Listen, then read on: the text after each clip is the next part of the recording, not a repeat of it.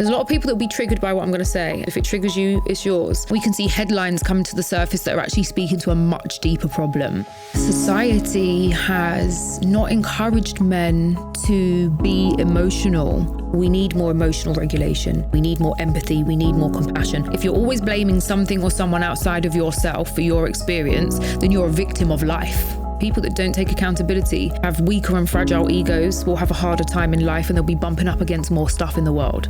Their life will look more painful. If you want the world to change, if you want the relationship to change, if you want your spouse to change, you know what needs to change? You.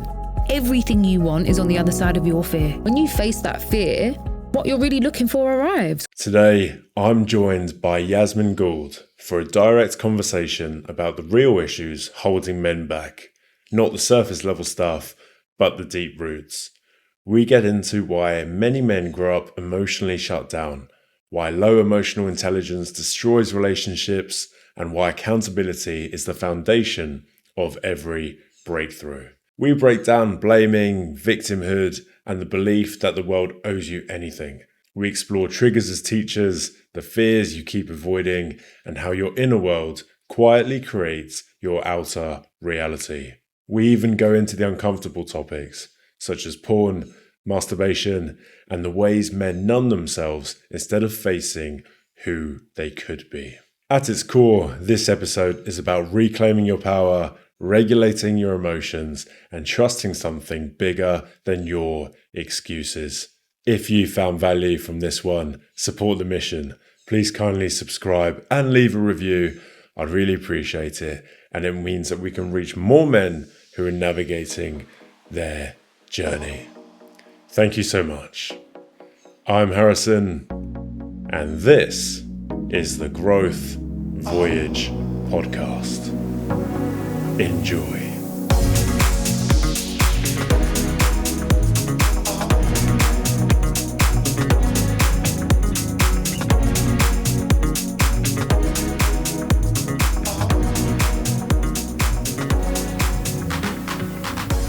Yasmine, we're live. Welcome to the show. Thank you for having me. Most welcome. Looking forward to this one. As you know, this podcast is centered around the man's growth journey. For those who don't know you, what do you do? And following on from that, what are the biggest challenges that you've seen men face in today's world? Okay. What do? I work with people in a way that I suppose a lot of people would describe as some sort of life or relationship coach. The work that I do is very psychology, esoteric, astrologically focused. So I use multiple types of tools. So those terminologies probably explain in layman's terms what I do, but actually what I do is I can have someone come to me in a multitude of states that we experience in the human experience. And my job is essentially to get people to use their challenging experiences and turn it into something phenomenal. So a lot of what I do is teaching people a different perspective. So maybe somebody's going through a divorce and it feels like a very overwhelming experience because there's so much change and it's moving at a very fast pace. My job is to help them gain clarity, to use the experience to their advantage, to become a better version of themselves, and to turn pain into something that is very valuable. So my approach sounds a lot like a life coach or a relationship coach, but the work that I do is much deeper than that. Yes, you'll get the same effects, as in you'll learn tools and approaches to conversations and attitudes, but it's transformational work is really what I do. And then in terms of what I see men facing, I could answer this question as someone that has a very inquisitive brain, I would say, very critically thinking, inquisitive type of brain. So my observations and how I move through the world and then the people that I actually work with, I think that we have a very interesting time to be alive on our hands. We're living in a time where things are changing at a faster pace than ever before. And so in terms of men and what they're experiencing, obviously we have the highest suicide rates of men in the Western world than we've ever seen. And I think that one of the things I'm seeing is a lack of EQ, emotional intelligence. And I think there's many reasons for that. I think some of it's biological, in the sense that if you just look at kids in a playground, you'll see girls sitting around playing with each other's hair talking, and boys will be playing football or playing a sport, right? So there is a biological nuance to some of the problems that we're experiencing in society, because we can talk about the problems that men are having, but it's not isolated from women and society, right? So there's layers to the discussion. And I also think that society has not encouraged men to be emotional, and it's not acceptable. So things like crying is labeled as weakness, but it's okay for men to express anger, but actually anger is a primary and a secondary emotion. Anger is layers of sadness that is suppressed, as well as it being a primary reaction or a primary emotional reaction at different times. So I think that we have, there's that section. And then the other problems that I think men are experiencing is we've clearly got a very big problem in society surrounding dating, relationships, and legacy. And when I say legacy, I mean procreating, creating children. So I think, what are the biggest problems? I don't know if there are some biggest problems. I think it all comes together. I think all of them are connected. I don't think there's one or two. I think we can see one or two things coming to the surface that we're paying attention to, like suicide rates, calls to helplines going up, a rise in addiction, or maybe it's just being documented differently. There's so many different ways and angles you can look at information and data collection that we have. So I think we can see headlines come to the surface that are actually speaking to a much deeper problem. That's what I would say. And especially on the emotional front, it does seem as though a lot of our problems and challenges do stem from that. There's kind of this disconnection from how we're really feeling. Again, you mentioned this need to perform a certain way. And especially when it comes down to relationships too. I know a lot of the guys I speak to, they often struggle to know why a relationship has really broken down, right? And this is why I always like to look at it as the responsibility piece. What actions have you done that has led up to this event or breakdown happening? And that can empower the man to then learn from his mistakes and then use that experience to better himself in the future. But I think it gets very complex. There's so many different dimensions to it. A lot of the guys I speak to, they struggle to understand at depth what's actually going on, what's the dynamic. This is an education problem. So I can speak on this a little bit. I really like what you're speaking about. What you're speaking about is accountability, responsibility for self. Okay, so when we speak about something called consciousness, in very layman terms, consciousness is I'm consciously making a choice. So when we have a habit isn't a conscious choice. If you're always reaching for the cigarette, and every time you go to have a cigarette, you're not consciously thinking, I want a cigarette, I'm going to actively go and have a cigarette. You're just doing it because it's your habit, right? When we make conscious choices, the ego is smaller.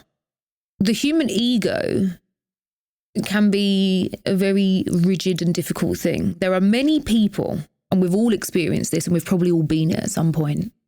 When you're having a debate or an argument with somebody, and you know that the evidence that you provided has shown the other person, and maybe everybody else that's listening, that actually there's some flaws in their argument, but they've got so much cognitive dissonance. Their ego is so rigid. Cognitive dissonance, for those that don't know what it is, cognitive dissonance is if I say 2 + 2 is 4 and they're so adamant that it's 5, that even no matter how much I show them the proof, they're still adamant it's 5. And they're married to their belief. And so in some ways that can be a good thing, and in some ways it can be a more unhealthy thing. So there are so many people that are committed and would rather not admit they're wrong or incorrect to save face. Now, people that are more evolved than that look at that and it's not impressive to them, right? It's a bit of a red flag.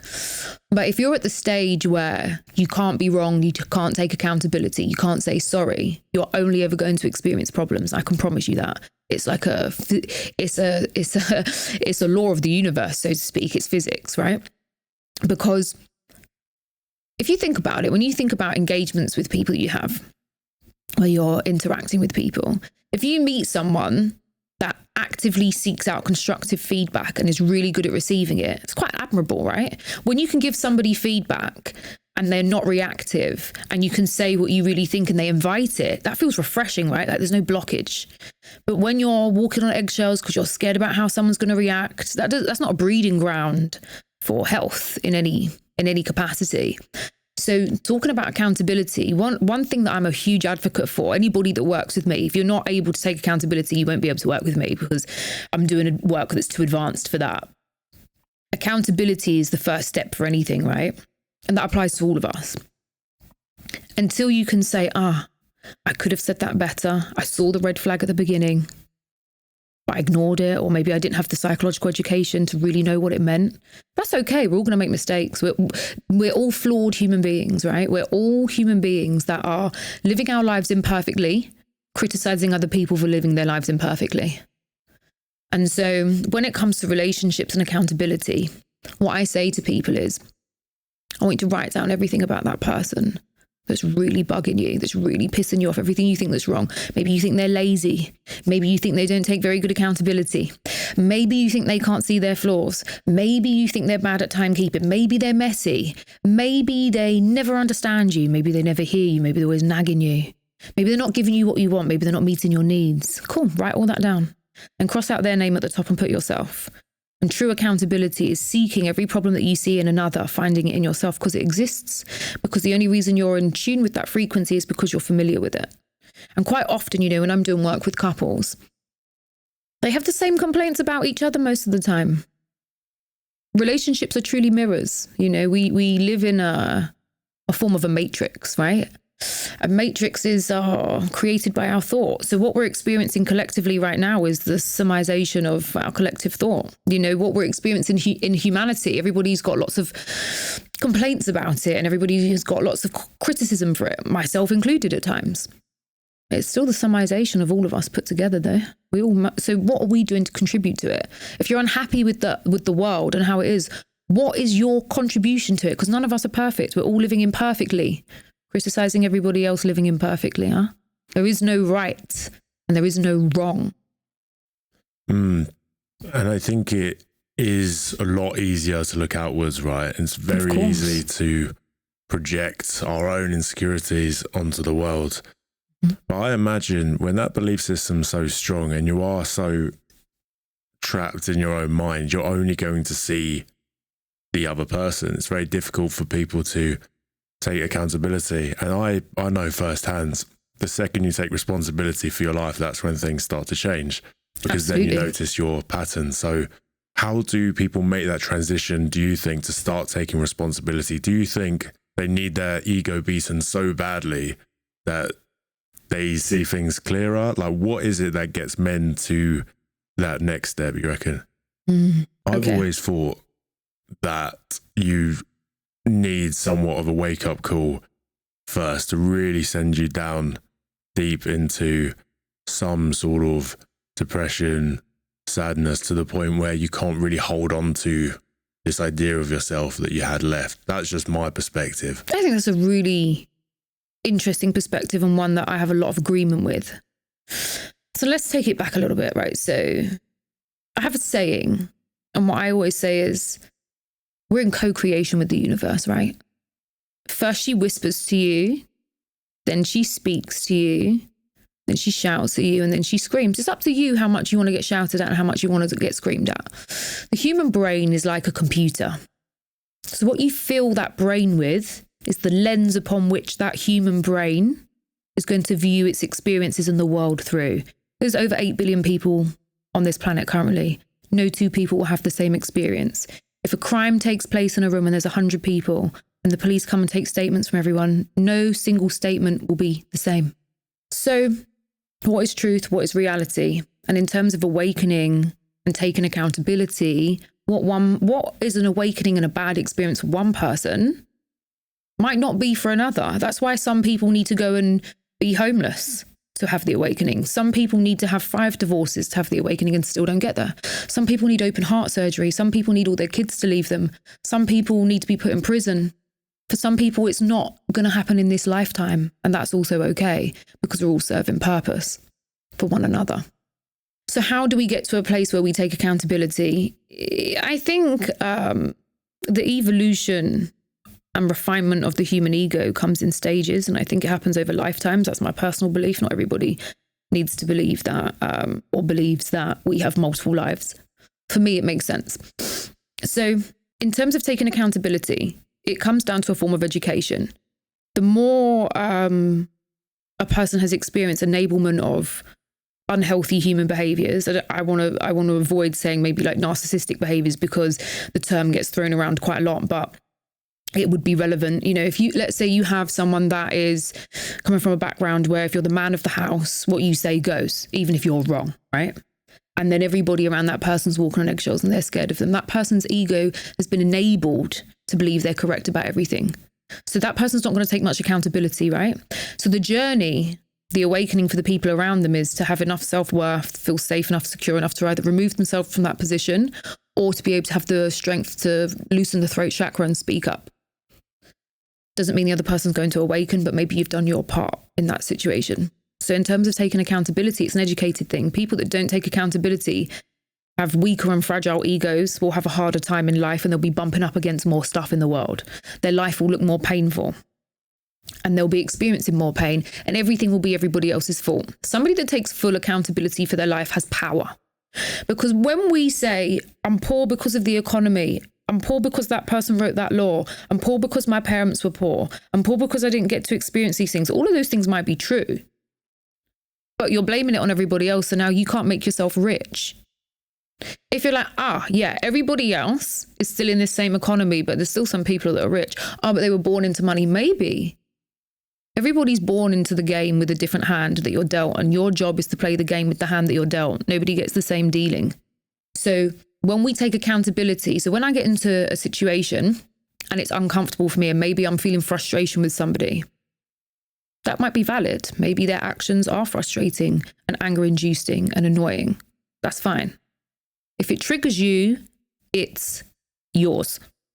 If it wasn't true, you wouldn't be dysregulated. If it dysregulates you in any way, there's something in there for you. Dysregulation is a compass, and I'm going to come back to that. So when somebody says, I got into this relationship with somebody and it's ended really badly. Okay, cool. Maybe that person did some bad stuff, or bad stuff. I don't really believe in good and bad. But what we can perceive as things that feel not good or uncomfortable, challenging, difficult, we can say, okay, but I saw this, and this in the beginning, and I chose to ignore it.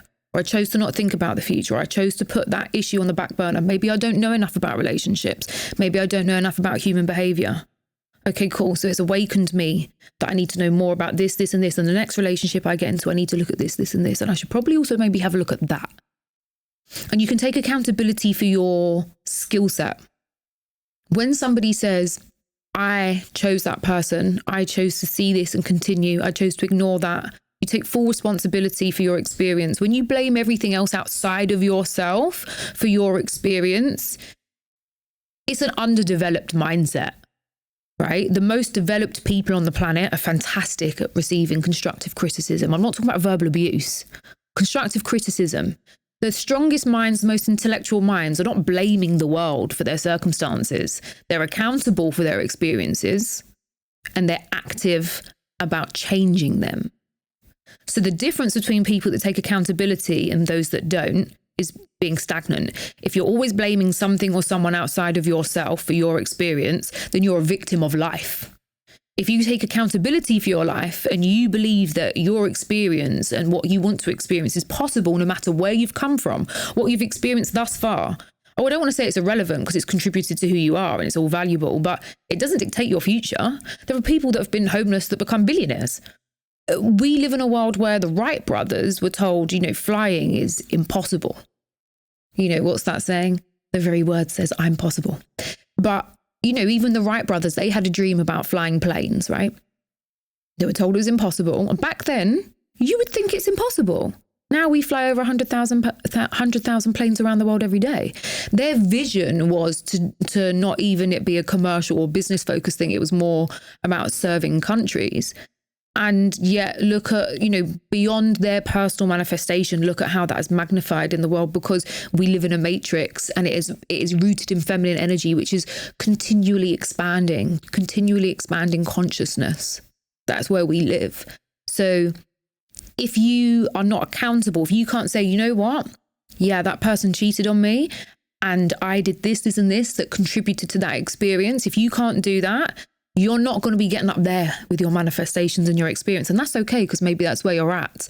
But like I said, the most brilliant minds and the most brilliant people on the planet can receive constructive criticism openly. I didn't say verbal abuse. I said constructive feedback, constructive criticism. There's a big difference. Because again, people that are more developed are not being verbally aggressive in their feedback, because communication is an art. It's a skill. There was something else I wanted to touch on here. So the reason that human beings, or one of the reasons that human beings are the most at top of the food chain, shall we say, we're the most developed being on this planet, is because we're able to experience the most emotional range. So if you look at the emotions a dog can experience, they can experience happiness, sadness, embarrassment, shyness, but we can experience an opulence of emotions. And your emotions are a compass. So when we go back to my saying of first the universe, she whispers to you. So we all have an intuition. We all get gut feelings, right? And sometimes you hear a gut feeling, but then the ego comes in and is like, no, you don't want to judge that person too much. Or we get that a lot. We're taught to not be too judgmental. And but yet everybody's so judgmental, right? You're supposed to judge. This is what the reason we have an ego is so that you're alive. You can never get rid of the ego. No one can refine their ego so much it doesn't exist. You'd be dead.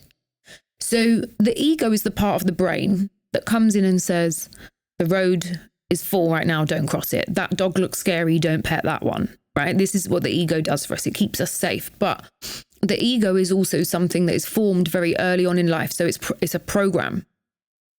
And so sometimes those programs mean that we're acting from a place that our ego is trying to stay familiar in safety, but familiarity isn't always actually safe in reality. So the ego will make us do things that is rooted in fear. And when we are able to refine the ego, we're able to say, this is an old pattern. And that old pattern kept me safe when I was 8 years old. This pattern no longer keeps me safe at 25, 35, 40, whatever it is, right? And so this is why we have to work on the ego, and why we need to learn about human behavior and psychology and how we interact with people. Now, the human compass, the emotional compass, really and truly, it's here to talk to you about what you're doing. So if you're getting up every day and you're going to a job that you can't stand, now maybe it's not the actual job you don't like, but maybe it's your manager, maybe it's your colleague. There's a lesson in there for you, right? But if you feel like you're dreading going, your inner compass is letting you know, this is not in alignment with me. This is not where I'm supposed to be. Now, there can be layers to that, right? Like if I'm working with somebody, maybe they've got a really difficult boss or superior. Well, if you've got really good communication skills and you understand human behavior, you can maneuver people like that. I can teach people to do that. I can teach you to maneuver difficult relationships, difficult conversations, difficult people. There's always a way, maybe if you're dealing with like a sociopath or a psychopath, it can be incredibly challenging, but they exist in the world, but they can also be maneuvered. So when you're feeling something that is uncomfortable, right? Because you've got frequency in emotions, right? So neutrality is 250,000 hertz. A happy dog, like a dog wagging its tail, is 500,000 hertz. And then when you're feeling angry, it's 50,000 hertz. When you're feeling shame, it's 20,000 hertz. Quite literally, if you take a bowl of freshly picked fruit, it vibrates at a higher frequency than a human that's feeling shame, which is really interesting to me. And that I discovered from a book written by Dr. Hawkins, Map of Consciousness. Really fascinating book if anybody wants to look into that. And so when you're feeling an emotion that is uncomfortable, it's letting you know, especially if you're in a repetitive environment, this is not in alignment with the highest version of yourself. Because when we're feeling happy, when we're feeling joyful, when we're feeling excited, you're doing what's in alignment with you. It's fantastic. It's such a blessing that we have such a wide variety of emotions. But we now live in a day and age where if it feels uncomfortable, we're just trying to numb it with cigarettes, with sex, with porn, with anything that we can get our hands on to distract ourselves from feeling it. And I think that's one of the biggest problems that we're experiencing in society is the numbness. Big time. And there's so many avenues we can explore here. So I'm definitely keen to get into the numbness of society in a second. I want to roll it back to our judgment and deciphering, okay, is this an old program that is influencing my judgment? You mentioned we've all got judgment, we need it. Yes. So in terms of understanding our programs then, how can one differentiate, do you think, between, okay, this is an old program versus, no, like this is telling me something? As you were saying, our emotions, they are teaching us something. But then I also see how, okay, if let's say anger arises, okay, something might be a trigger, but then something just you might actually want to stand up for something. Hang on, this is wrong. This person's... There's duality to this. I like the question a lot. It's a very deep one. And a lot of guys get confused about this too. It takes a long time. It's practice. Being a human is an art. And some of us are not doing it as artistically as others are. So, really good question, really deep one. I'm going to have to go around the houses a little bit, but there's nuance to what I'm saying. Try and stay with me. And if it doesn't make sense, ask me. So, how do we identify an old pattern? So first of all, some of it's a bit obvious because we've been doing it our whole life, right? So it's just about bringing awareness to the fact that I've always done it this way, but I'm not getting the results that I'm looking for. So maybe I should try a different way. Part of being a human is a lot of like throwing shit at the wall and see what sticks. Because in business, it's a lot like that, right? So the first thing that I want to say here is that you don't have business problems. You have personal problems that show up in your business. You don't have relationship problems. You have personal problems that show up in your relationships.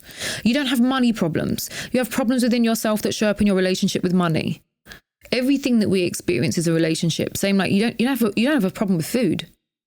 You have a problem within yourself that is showing up in your relationship with food. So, quite often things are very deep rooted, and you have to quite often work with somebody else to work out a lot of that stuff that's inside. And if you're one for avoiding and numbing yourself, it's going to take you a long time. It takes you years. So first of all, be gentle with yourself in the fact that we all have blind spots, all of us. There's not a single person on the planet that does not. There's nobody exempt. So if a human being is a flashlight and you have one perspective, you can only see in front of you, right? So sometimes when you speak to another person, preferably someone that has a lot of emotional intelligence and a very good view on the world, like a very open view, not a very black and white view. The more black and white you are, the more difficult it's going to be. You want someone that lives in the grey, yeah? Someone that has a lot of open-mindedness in the way that they think about the world, to shine a light on their perspective of you. And again, we have to get really good at receiving feedback. Practice it. It's not easy. I remember I had a friend a few years ago, and she said to me one day, I don't think you're very good at receiving feedback. And I said, I got triggered by it. And I was like, oh, well, it must be true because I'm triggered by it. So I actively worked on that. And now, say anything you want to me and, I'll review it. And sometimes I'll agree with it and sometimes I won't. And then sometimes I'll get shown in my behavior. I'll be like, oh, they were right. But I'm not scared to say that. I'm happy to be like, you were right about me. And thank you. Thank you for loving me enough to be honest with me about what you see. Because when you love someone, it's not easy to deliver messages that are going to trigger them or upset them, right?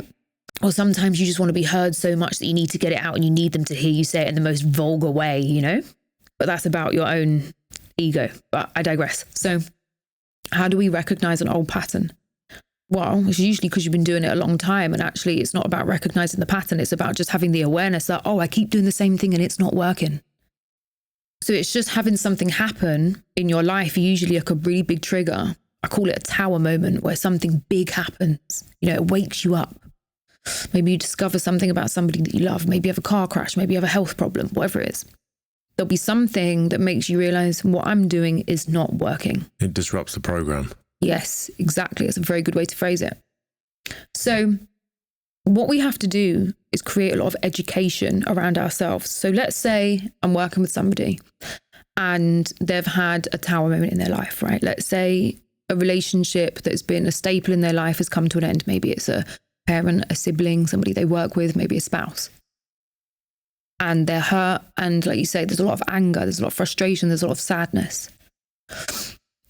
When I'm working with them, obviously you need to be empathetic about their experience.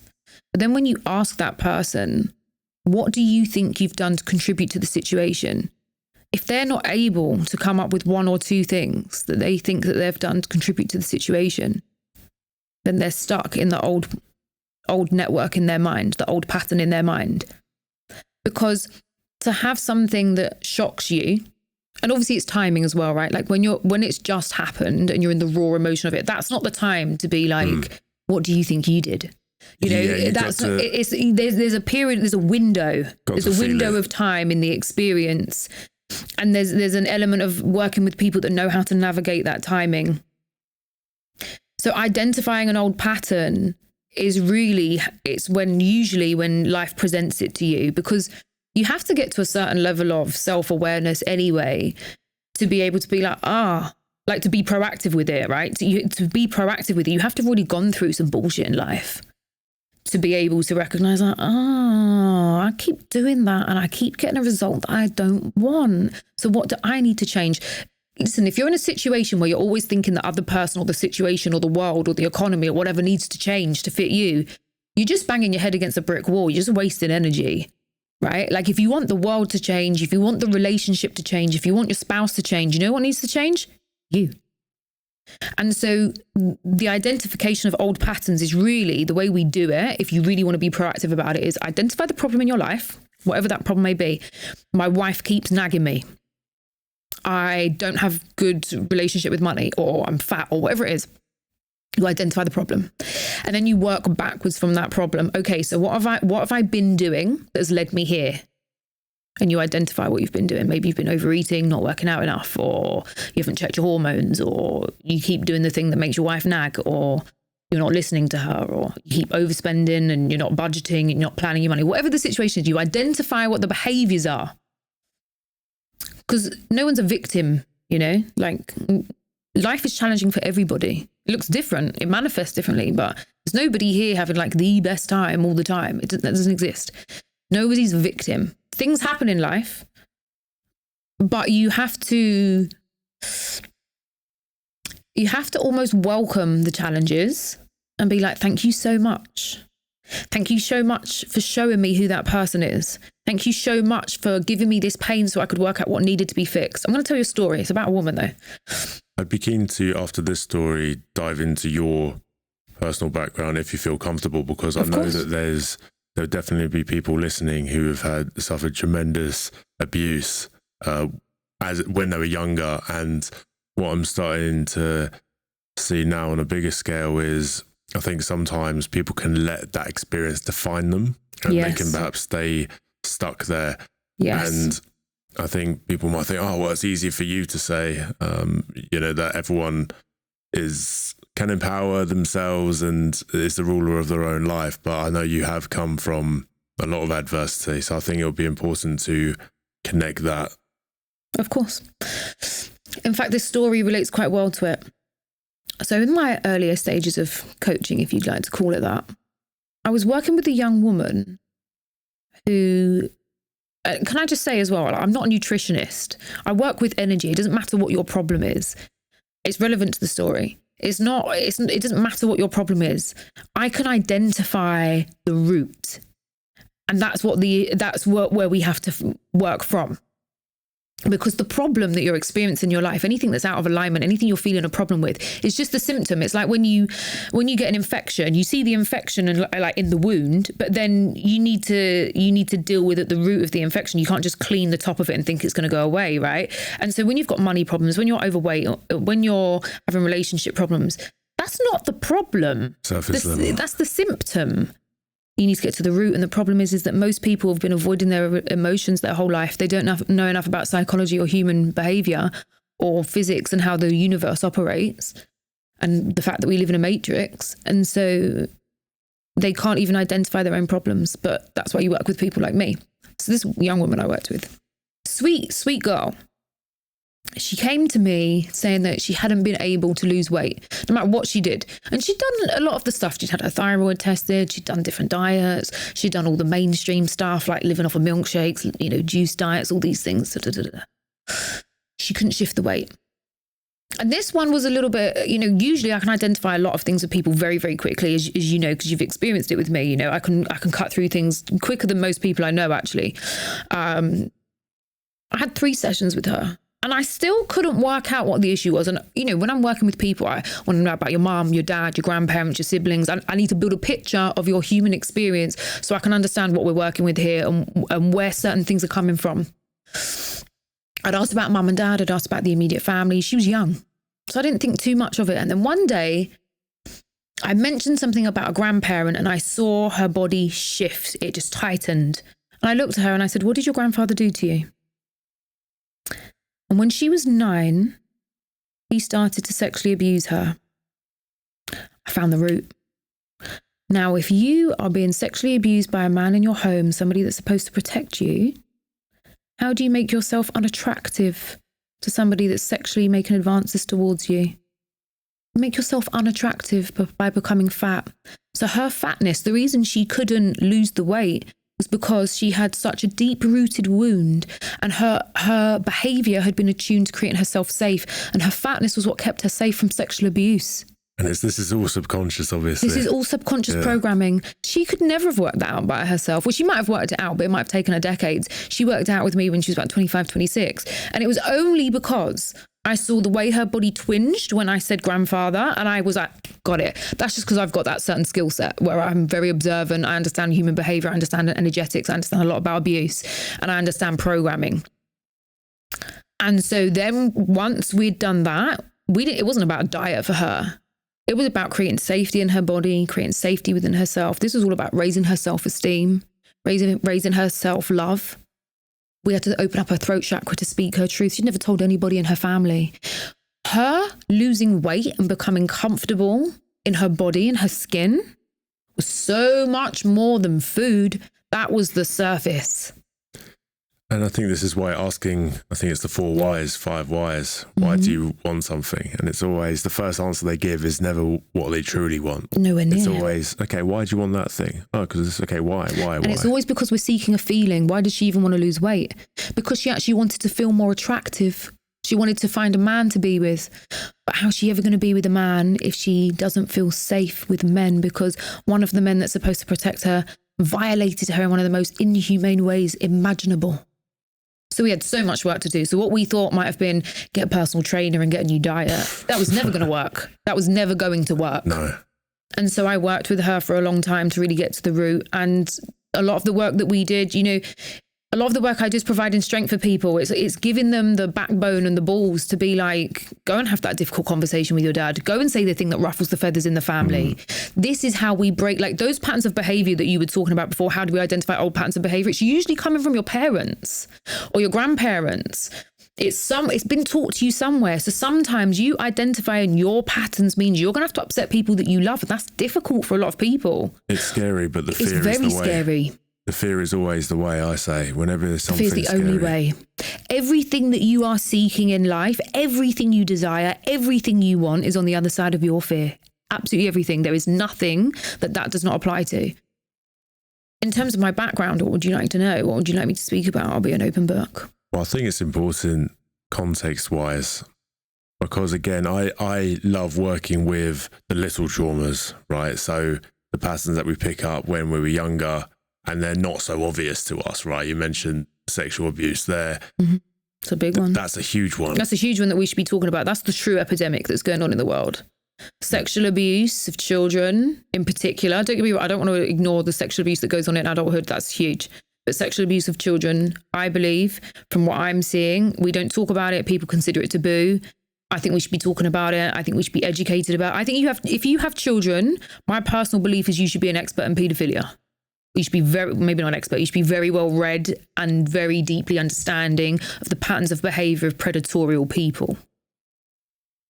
Yeah, even now, the amount of stories I've read, I think if I had kids, I don't think I'd feel comfortable leaving them with anyone, really. That's a wise choice, but you don't want to be moving from fear either.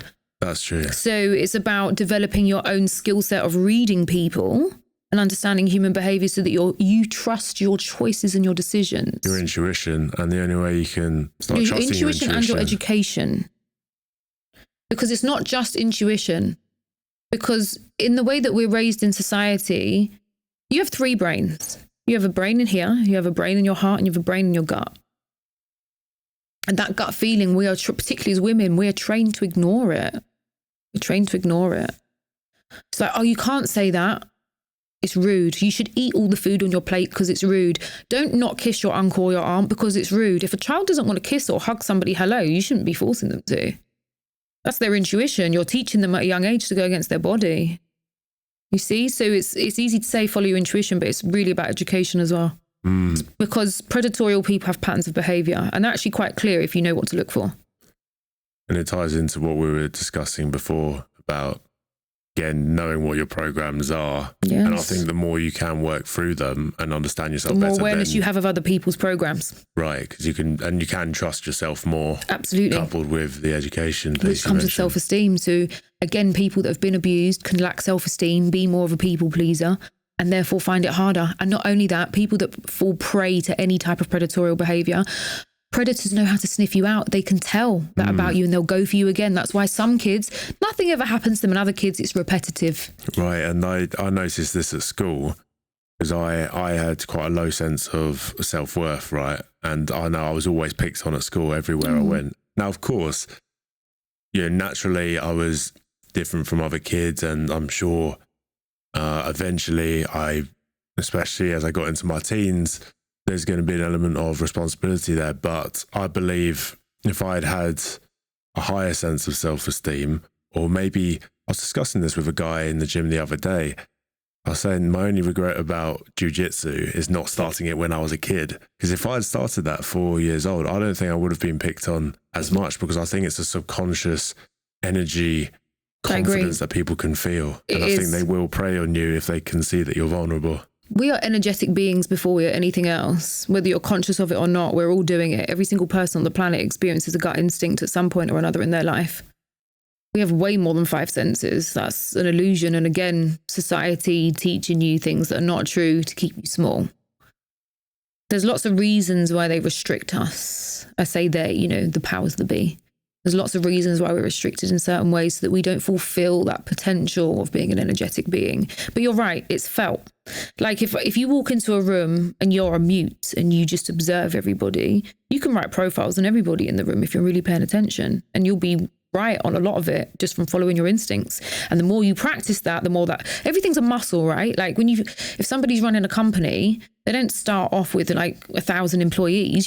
That's a capacity you have to build up to that, right? Same like with everything else, your people reading skills. That if you look at somebody that's a detective and you look at how observant they are, they're not going to get hoodwinked by as many people as somebody that isn't as observant. So the more you observe other people and the more you observe yourself and the more you create that connection within yourself and you start to identify patterns. Everything in the world has a pattern. Everything. Like if you cut open the inside of a tree, it looks like a fingerprint. If you look at astrology, there's patterns in the astrology. Every time certain planets move into a certain position in the sky, similar things happen. If you look at the markets, the stock market, if you look at, every time we have a depression, everything's on a cycle, patterns to everything. Humans are cyclical beings, men are ruled by the sun, women are ruled by the moon. We are cyclical, energetic beings before we are anything else. If you study communication, what you'll learn is that only 7% of our communication is the words that we use. So what I would say is, if you want to do a little homework exercise that I would give to a lot of people that work with me, is that if you want to practice learning more about human behavior other than like reading books and listening to podcasts, which is great, there's so much out there now, practice being quiet, saying as little as possible, and observing what everybody around you does. So if you work in an office, go to an office every day, and you'll know Mike goes and gets his coffee at 8 a.m. and he's the first one in the office nearly every day. Okay, cool. What else does Mike do? How does he react to feedback? Is he a people pleaser? Oh, interesting. What else about Mike? And then you've got Lydia. Okay, cool. She's always snappy. Why is she always snappy? Maybe she's not having a good time at home. Have you ever noticed any bruises on her? Is there domestic violence in her household? There's a lot you can find out about people by just observing them.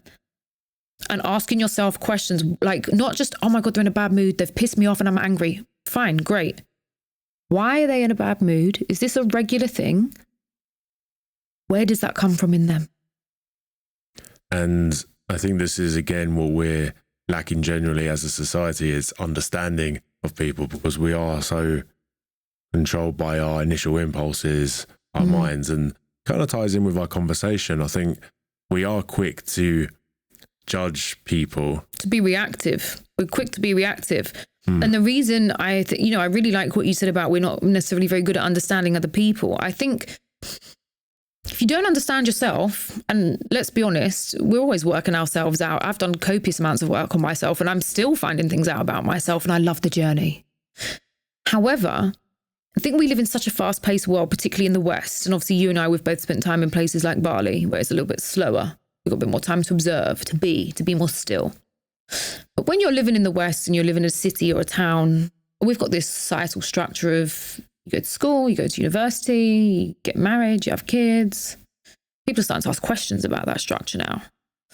And we're asking more questions than ever. Fantastic. Love that. I think that's fantastic. But are we asking the right questions? What are the quality of the questions? See, now this is something I find a lot. Like I said at the beginning, I've got a very inquisitive kind of mind. I've always been like that. I was raised by a teacher. So, from a young age, I was like, Mum, why this? Mum, why that? Mum, why? It was never just like I accept the answer. It was like, well, that doesn't make sense. So tell me more. And then that sort of continued. And one of the things I think my mum did really well with me, there was no conversation that was off the table, And so I found it very easy to talk about anything. I don't find it difficult to talk about like taboo subjects. There's nothing we can talk about that makes me feel uncomfortable in a way that will make me run away from the conversation. And I believe in that. I think avoidance is a very big problem in society in general. And I think it's great that we're asking more questions. I think we need to ask more quality questions. I think we need to go deeper. But we can only go deeper in our understanding of others if we go deeper into our understanding of ourselves.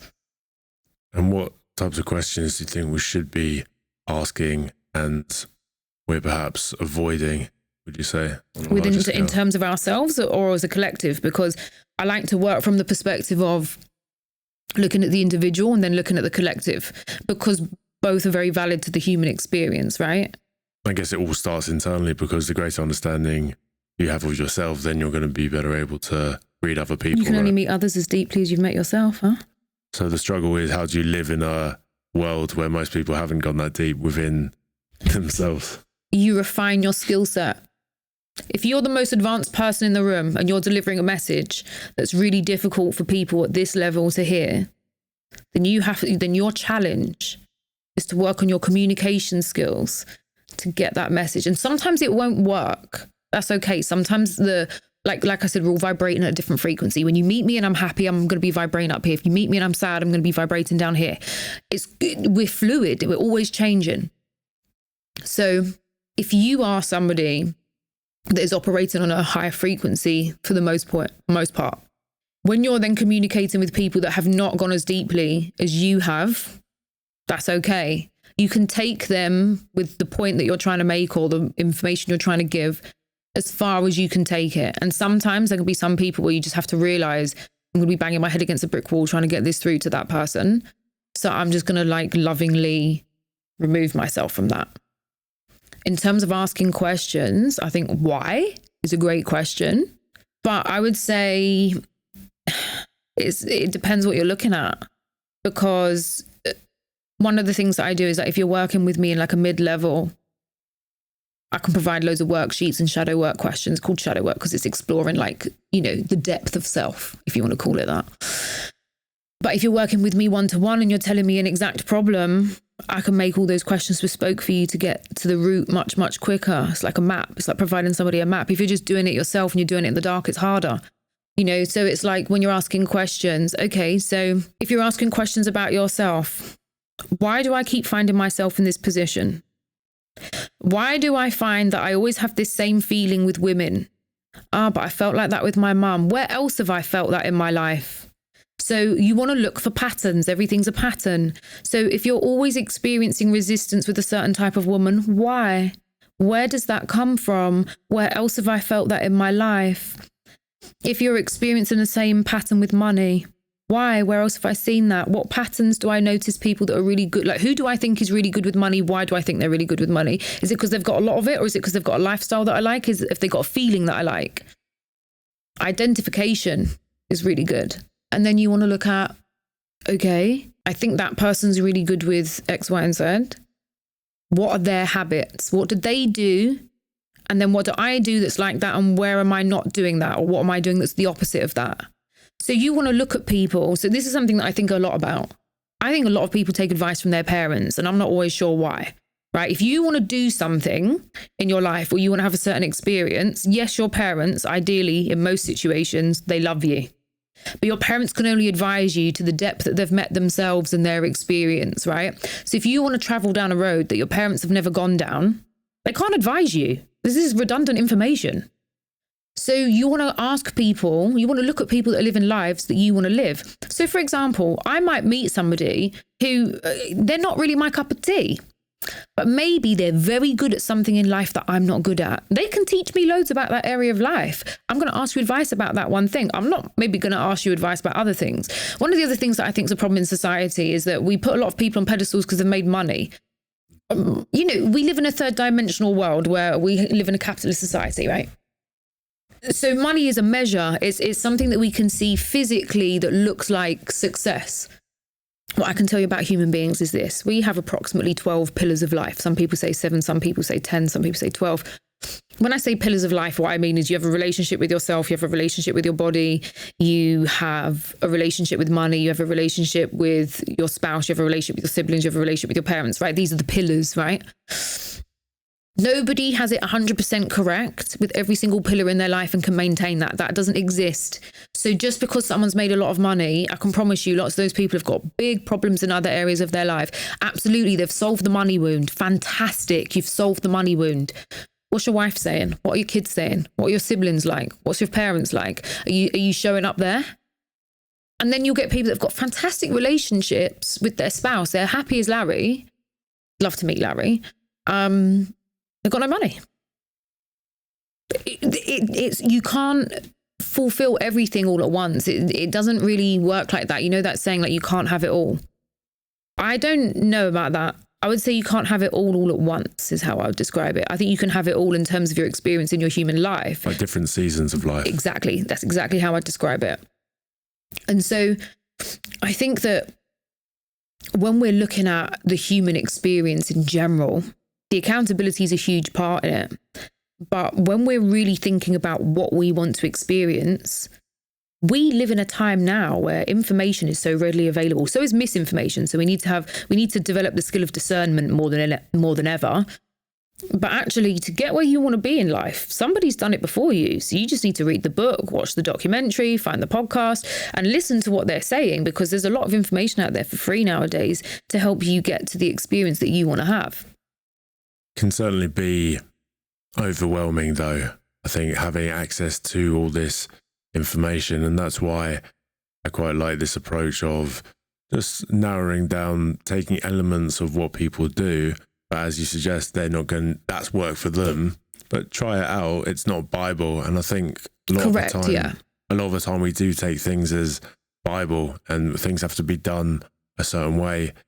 And I think this can keep a lot of men in particular quite stuck, because we go down a certain path believing that, okay, this is the path for us, but then we encounter resistance. And I think the challenge is knowing, okay, is this resistance for me to get to the next level of my development or in the subject? Of course it is. Or is it misalignment?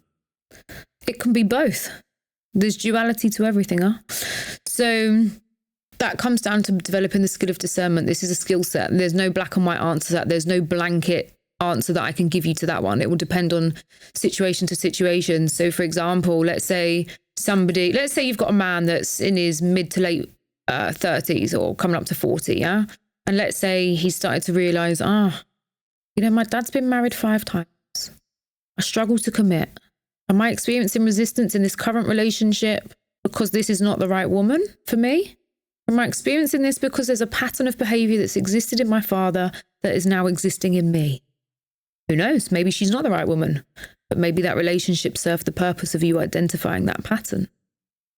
You touched upon earlier about distractions, numbing in society, and a lot of the time this can stop us from reaching those answers. Where do you think men in particular are being misled in this regard, or they're chasing things which aren't conducive to their growth? Because we can go deep on this one. Oh yeah, there's a lot.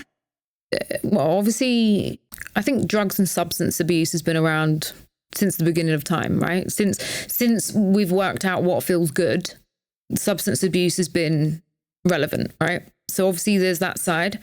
Now, just a note on addiction, like addiction, when you look at programs like AA, CA, NA, rehabs, etc., addiction is a missing of connection to self. And that's why it's called recovery. You're recovering the person, you're recovering your connection to self. Another thing that I think is a real problem is porn. I think we live in a society where it's very much pushed. We've had, sex sells, yeah? We can all agree that society's become more and more sexualized. I grew up in an environment where my mum was the youngest of 3 children. She was not a planned child. So her parents were a bit older when they had her. And then my mum had me at 33, 34. So my grandparents were really old and I was the only child in the family because my cousins had grown up because my aunts were significantly older than my mum. So I got a lot of attention from my grandparents and they were fighting in World War II. And I remember my granddad saying to me, even when I was a little girl, that he was like, when I was young, you'd get excited if you saw a glimpse of a lady's ankle. Because all the women were wearing skirts back then, women weren't allowed to wear trousers. And so literally if the woman's skirt swished, when she turns and you get a glimpse of the ankle or the bottom of the calf, that'd be exciting. That'd lead you to the imagination. Something quite pure and beautiful about that. And also, speaking to his young granddaughter who's a child, There's multiple sides to this discussion about porn in general. You got the side where we're seeing the wounded feminine really express herself in the way in which she's selling one of the most sacred experiences on the planet, perhaps is how I'd like to describe it. And as a woman, if you're getting into a relationship with a man that can't control his root chakra, you're going to have a terrible time, let me tell you. Should we break that down in layman's terms? I can break that down. Okay, so your sexual energy. So the chakra system operates in all human bodies, and it actually operates outside the human body as well. Lots of people think we've got 7 chakras. We don't. We have 12 hubs, but we actually have thousands of chakras. Chakras are like little energetic portals, so to speak, that come up in the body. Your root chakra is rooted at the root of your spine in your groin, yeah? So that's where your sexual energy is. So you've got different chakras in the body and they all represent different things. Obviously, your throat chakra is going to be to do with speech. So when I was much younger, I used to have a very, very, very blocked throat chakra. Couldn't speak my truth. I was always walking on eggshells, grew up in an abusive household. And so I was always getting tonsillitis because my throat chakra was so blocked. The body is a physical representation of the psyche, of the subconscious mind. Your body's not really designed to age or get sick. So if you're getting some sort of sickness, it's because something's out of alignment with yourself in your life. It's in the human behavior. Dr. Gabor Mate, I don't know if I've said his name correctly, he wrote a book called The Myth of Normal. Fantastic book. And he talks about all of these scientific studies that back up that if you've got certain types of behavior, they can predict with very high accuracy what type of illness you're likely to get, because your behavior comes from feelings, which comes from emotions. And we've already worked out from Dr. Hawkins that emotions carry a frequency. So whatever frequency you're vibrating on will affect your emotions and then how you feel. And from our feelings is how we act. And from your behavior and what you tolerate and what you allow in your life and what you experience will dictate how healthy and how sick you get. So going back to the chakra system, your root chakra, this is where your sexual energy is, right? So somebody that is masturbating a lot, ejaculating a lot, and can't control their sexual energy, well, if your root chakra is off, then all of your other chakras are off. So that person is discombobulated. There is no man on this planet that is highly organized, highly focused, strong, dominant, and like careful masculine energy that is like wanking 3 times a day. I can tell you that for free. So it's like it's an energy that's picked up on. So the thing is that a strong, secure, feminine woman would never be attracted to a man like that because she can sense the frequency. So a man that is watching a lot of porn, masturbating a lot, first of all, if you're a driven man with purpose and you're strong in your masculine energy, you haven't got time to be doing that, let me tell you. I'm not saying the urges aren't there. We're all sexual beings, right? Some of us more than others. But your sexual energy is one of your strongest forces. It's literally your life force energy. It's how you procreate. That is very valuable. And if you're just casually throwing that away, then what's your relationship with yourself like? And if your relationship with self is not good, you can't have a strong relationship with another. Yeah, I feel this a lot. When I practiced semen retention, I can categorically say my life has been a lot better. I felt a lot stronger. I felt more motivated. More focused? More focused. Yeah, I get that one a lot. It's as simple as this. If you just dial it down to the pleasure that you feel when you ejaculate, you're sending a message to your brain that you've procreated. You've done the most important thing you can do on this earth. So what's that going to do to your drive, your motivation? And I think this is a huge problem in our society at the moment, where we have such quick access to pleasure. Where, like, where's the drive going to be? Where's your? I think it keeps you trapped, and when you're constantly seeking that pleasure. And I found myself, I feel a lot more peaceful when I haven't been chasing those pleasure cycles, and it's aiming for that calm, peaceful middle zone. And this goes for all areas of my life. My relationship, my work, it's not the highs, the peaks that I'm looking for anymore. It's just that sense of calmness. But again, tying in with our programs, a lot of my nervous system, it was wired for the highs, the lows. It was the excitement. And that's what I was searching for. The chaos. Well, that was it. And that's, again, tying back to your accountability piece. It was only when I found myself in the same situations, it was only when I reflect on myself, I thought, okay, why am I allowing this to happen? Especially in my sort of late teens, the same patterns were happening over and over and over again. That's a really good level of self-awareness at such a young age. It was a blessing, because I had my wake-up call when I was 19. And that's what I'm so grateful for, because as you were alluding to, some people might not experience that until not later in life, sometimes not even in this. I think we're presented with it. I think everybody suffers to some extent or another. It just doesn't necessarily mean it provides the awakening. Like I said, she whispers, she speaks, she shouts, and she screams. If she keeps screaming at you and you're still not getting it, she's still going to keep screaming at you. So would this be a good time to talk about my experiences and the adversity I've faced? Because you're right. You know, it's very easy for me to sit here and say, take full accountability for everything you experience in life. Let me tell you a story, actually. I manifested being homeless when I was 16. I'm going to tell you how I did that. So my dad, my biological dad, he left my mum before I was born. They were together. She fell pregnant. He didn't want to have children. My mum decided to keep me. And the first 5-6 years of my life, it was just her and I, and luckily both sets of my grandparents. Our next door neighbour, I used to just go we lived in terraced houses. My mum's house was the terraced house on the end and his was next door. And it was one of those terrace houses where, you know, you can like walk through the back gardens, like they've all got a gate, so you can like get garden access if you need to. And he would have racing pigeons and he was looking after his friend's dog. And I've always been a real animal lover. And so I was going next door. I wanted to see the birds and I wanted to play with the dog. And then I sort of set them up, and he eventually got together with my mum and became my stepdad. And I think he grew up in an environment that was really a lot of bullying, you know, like his parents were very young, practically children when they had him. So you've got children raising children, probably not a lot of psychological knowledge. And then obviously we're all carrying stories from our parents, some great, some not so great. My stepdad is a difficult human. And so my environment that I grew up in was not so much physically abusive, but very verbally, mentally and emotionally abusive, and very painful and very difficult. And I became incredibly unhappy from the ages of about 6 or 7 to 16. And from the up until about 9 or 10, it would be like I'd be complaining to my mum every day.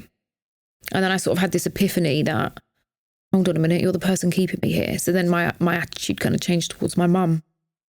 And by the time I got to 12 or 13, I'd began to understand that you could emancipate yourself from your parents at 16. Essentially, you don't have to live at home anymore. They're not legally your guardians if you don't want them to be.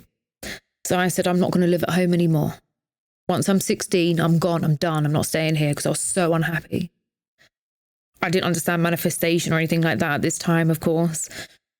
And by the time I was 16, I wasn't living at home. I hadn't manifested anywhere else to live or a solution to that. But what I'd asked for, to no longer live in this house where I'm so miserable and so unhappy, I mean, it happened. But then I was in a position where I was homeless for more than a year at the age of 16, which obviously, for anybody, male or female, makes you very vulnerable. But obviously, I'm sure we can all empathise with the idea of like a 16-year-old girl in the world is on her own is probably not something we would want for ourselves or our children. And so now, as you can tell from the way that I'm speaking about it, I take full accountability. Yeah, absolutely. Absolutely. The things that took place in my childhood, I didn't manifest those necessarily. They were circumstances I found myself in. But I take full accountability for the fact that I was homeless in a sense that, yeah, some of that was down to me and some of that was down to my circumstances. But let me tell you something else. Whilst that experience was very painful in many ways, hindsight is such a beautiful thing, and I wouldn't change it for the world. If I hadn't had that experience, there's so much that I wouldn't have learned that brought me to where I'm at now. So that was a bit of a journey. And so in terms of, we can experience adversity. Is it a part of my story? Absolutely. Did I let it define me for a while? 100%. I used to almost wear it as like a badge of honor, I think. At one point or another, I was like, when you're in an egoic state of mind and it's almost like who's been treated worse or who's suffered more. I definitely went through a period of that in my life, and I think people do. And so I think, when I'm hearing people speak when they're in that stage, I have a lot of empathy for it. I'm not necessarily like judging it. Because like when we talk about judgment, right, there's an element of like judging a situation but not being judgmental. So for example, I can meet somebody that's, a heavy drug addict. They could be a heroin or crack addict. Okay, I can judge, yes, you are a drug addict. I don't think of you as a bad person. I recognize that human is going through a very difficult experience and I've got no idea what that feels like, and I empathize with that. I don't think you're a bad person. I don't think you're a good person. I think you're a human being that is layered and complex and having a very challenging experience right now. But I can make the judgment that, this person is a drug addict. The two are different. Do you see what I mean about judgment? So yeah, my human experience has been layered and colourful. Would you like to know about any of my other adversity? I mean, I'm sure there's plenty more. I think it ties in with this idea that, of course, we all go through elements of challenge, struggle, but we're the only ones who can make a difference. And it's very easy to, again, externalize our problems and blame it.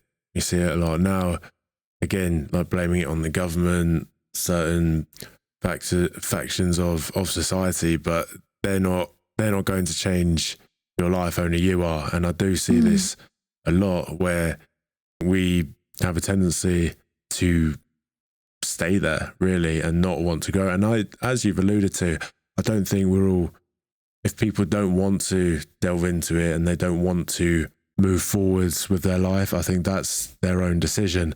But then I'm interested in, okay, at what point does it actually become damaging to other people to kind of stay in that frame of mind? So then that's where I think it gets quite complex. I think when you're sort of projecting your own story, outlook of the world, your sense of reality, that's what abusive people are doing as a whole. Yeah, that's exactly what abusive people are doing. Okay, so everything serves purpose.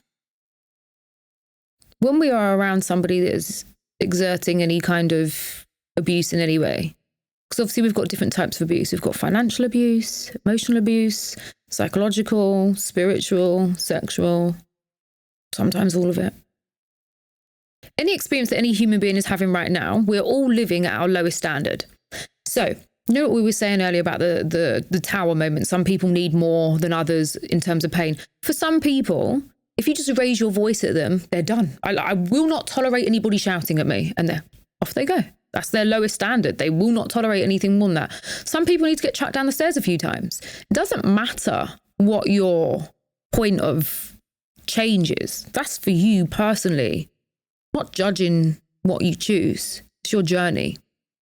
But when we encounter the narcissist, the sociopath, the psychopath, the Machiavellianist, the person that's just maybe very dysregulated and very angry and can't manage their emotions, and so because they can't manage and regulate their emotions and how to behave with it, it projects outward, like you say. Maybe what that person needs in order to wake up and learn is for people to leave them, to remove themselves, because you're not nice to be around. We all get angry, but we don't all behave like you. We can all relate to the feeling of anger. We've all felt angry in our lives, right? We all know that when you're angry, sometimes you do want to smash some shit. Sometimes you do want to scream. Just don't smash it in somebody's direction. Just don't scream at somebody. Don't make somebody else the projection of your anger, even if it's that person that's triggered you. Alchemize that. Change that. You know, it's like if somebody does something that goes against your boundaries, you get to choose how you show up to that. So if you've got somebody in your life that treats you badly and you keep agreeing to it by staying, you can't blame them for treating you badly because you've said yes to it.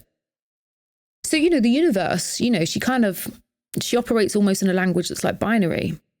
The universe sends you an experience and you either say, yes, I'd like more of that, or you say, no, thank you very much. I'd like something different.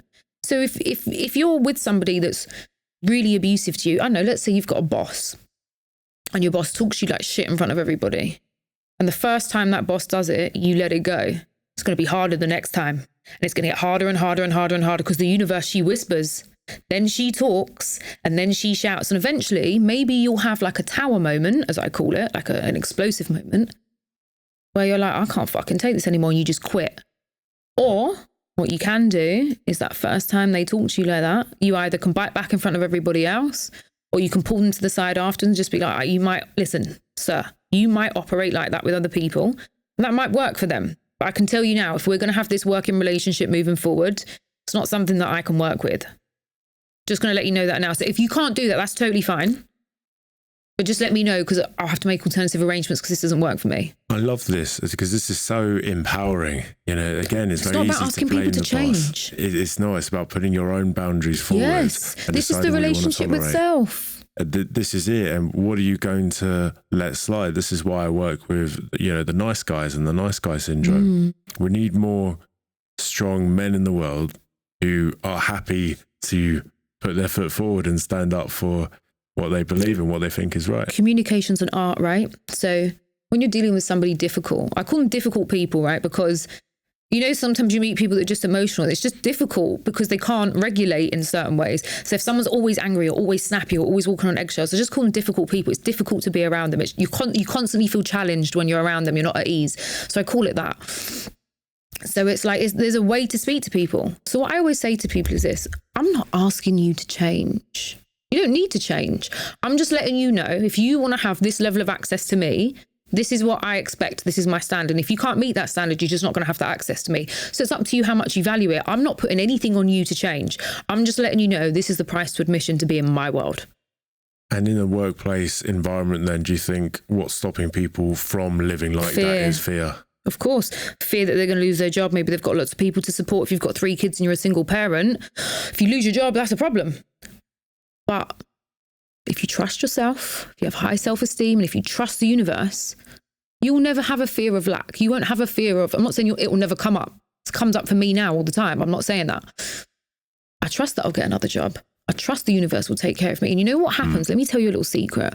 When you face your fear, have you ever seen those memes on Instagram where it's like, you know, you don't want to give away the little teddy, but God's waiting with the bigger teddy? And that's literally how it works. When you face your fear, God or the universe or whatever terminology works for you, the higher powers that may be, the energetics of the experience we're having. When you face that fear, what you're really looking for arrives, or more of what you're looking for arrives. And so, you know, there's a way to speak to difficult people. And part of that is confidence. People respond very well to confidence. Like if you think about a school bully, right? If you allow the school bully to keep bullying you, it's going to get harder and harder and harder to say something. If you just turn around and you're confident and you don't look like you're willing to take it, they're going to leave you alone, because predators sniff out prey. We're all energetic beings, what we were saying earlier, right? And so, you know, having a difficult boss in the workplace it's the same thing. It's just bullying at a bigger scale. We're all kids in adult bodies, right? So it's the same stuff. Like quite often you might see people that are like power tripping in certain jobs, like maybe they get a particular type of job where they can exert power, right? And it's like, you can sometimes tell, right? Sometimes you're like, I wonder if that person was bullied at school. You can literally see it. Yeah. So it's like, you know, everything in life is, I like to think about things as like a binary kind of answer, right? When you're taking an action, it's either moving the needle closer to the experience that you want to have, or it's moving the needle further away from it. It's never stagnant. There's no such thing as stagnancy. It doesn't exist, because everything's always expanding and moving and changing all the time, right? All of us, the universe, everything. So if you say, yes, it's totally okay for that person to speak to me like that, to treat me like that, you're going to get more of it, whether it's from that person or from other people. You'll start noticing that pattern in your life, because you told the universe you like it, because you said yes. And it's quite difficult, you know, because sometimes when you're working with people that have been in really abusive situations, and I think I can only really say it because I've had some of these experiences myself, I agree to them. That's why I had those experiences. It's 100%. I take responsibility for that. You know, I didn't get abused or have challenging experiences because I said no. I had them because I queued up for more. But I needed those lessons. Those people that did certain things, whatever, they're not bad people. They're people that are struggling with their own human experience. I have a lot of love for all those people. The person that triggers you the most is your biggest gift in life, because they're the person that is showing you where all your pain is. Like there might be one or two people in your life you're absolutely distraught with the way they've treated you. But again, accountability. Did you leave? Did you set your boundaries? Did you have the skills? It's a journey to learn more about yourself and to learn how to make that not happen to yourself, and so it doesn't happen to your kids, and so on and so forth. The other thing is, what type of a person do you want to be? Do you want to be a strong person? Do you want to be a victim? Do you want to be someone that takes charge of their life? Do you want to be someone that accepts your circumstances or says, these are my current circumstances. Thank you for the lesson and the experience of what I'm being shown right now. Actually, I'd like to experience something that feels a bit better than this. But I'm going to use my experience here to learn how to get there. Because your triggers, your pain is a portal and it's a catalyst. But learning the language of how to decipher what that means is another skill set. And that's why working with coaches and therapists and stuff helps, right? Because like, why do we get angry? Why is anger a primary and a secondary emotion? Because your anger is the part of you that wants to protect you, right? So, you know, like sometimes when someone's rude to you, you can be like, oh, don't fucking speak to me. Like you get a bit riled up, right? And then you've got to learn to control how that's going to come out. And sometimes if you're dealing with somebody that's really angry, that's the only time they back down, because that's their language. It serves a purpose sometimes. But again, it comes down to the discernment and the skill set of learning how and when to exude that kind of energy and that kind of communication. My personal preference is to reserve that as a last resort. But again, it depends on the situation. But your anger is there to protect you. Yeah. There's so many dimensions to this. And I think they all kind of come back to the same thing, which is just the responsibility piece, accountability. You are the creator of your own reality. Absolutely. And I love this idea of, you know, what you allow into your life will expand into all your other areas. And I think this is where it can get super tricky when, you know, you talk a lot about, there is a lot of talk about this avoidant nature, but then also from a sort of spiritual standpoint, only focusing on the positive stuff. For example, this is a big subject I'm seeing at the moment. Yeah, so no, that's avoidance. Right. So it's because, you might read The Secret, for example, and Rhonda Byrne, talking about, okay, whatever you focus on grows, and I understand all of that. But then when you encounter situations in your life, family is a great example. Perhaps I think everyone from the age of 18 should leave their hometown and leave their family, go and explore the world, because I think that's a great way to expand the belief system if you can. I think it does wonders for confidence. It does wonders for expanding the mind and the perception. It does wonders for the lens upon which you see the world through. I mean, for me personally, let's say you're blessed enough to live 90 years on this planet. You're going to spend 90 years living in one place when you've got 195 countries on the planet. I feel like you're doing yourself and the world a disservice by just staying in one place. And, like a week's holiday somewhere to go and do like the regular excursions isn't true exploration, but it's not for everyone. I'm not saying that's the right way to live. I'm just saying, if you want to have an expanded level of consciousness, if you want to have an expanded mindset, if you want to have an opinion that is valuable, because opinions are given out for free all the time. That's because they've got no worth. Like people that have got valuable opinions are paid for their opinions. And that's because they have an expertise in that area. Just like I said earlier, for example, somebody like Elon Musk, he has clearly healed the money wound more than the average person on the planet, right? We can all agree on that. Has he passed on a lot of other wounds to his children? Absolutely. He's got multiple children by multiple women. Does he sound like somebody that gives out good advice? He probably gives good advice with money. He probably gives good advice with business, AI, technology, things that we know that he's successful with. Would anybody in their right mind take relationship advice or parenting advice from him? Maybe not. So you see, we're all dimensional beings, right? There are some things we're great at and some things we're not great at. And it's the same when you find yourself in a relationship. I think, when we're talking about, are we identifying an old pattern or is it a new pattern? You can see certain patterns in your spouse, right? You can see that, maybe they keep having the same problem because they keep doing the same thing. Okay, cool. Where's that existing in me too? Like whatever you spot in another person, how good are you saying, okay, where's that in me?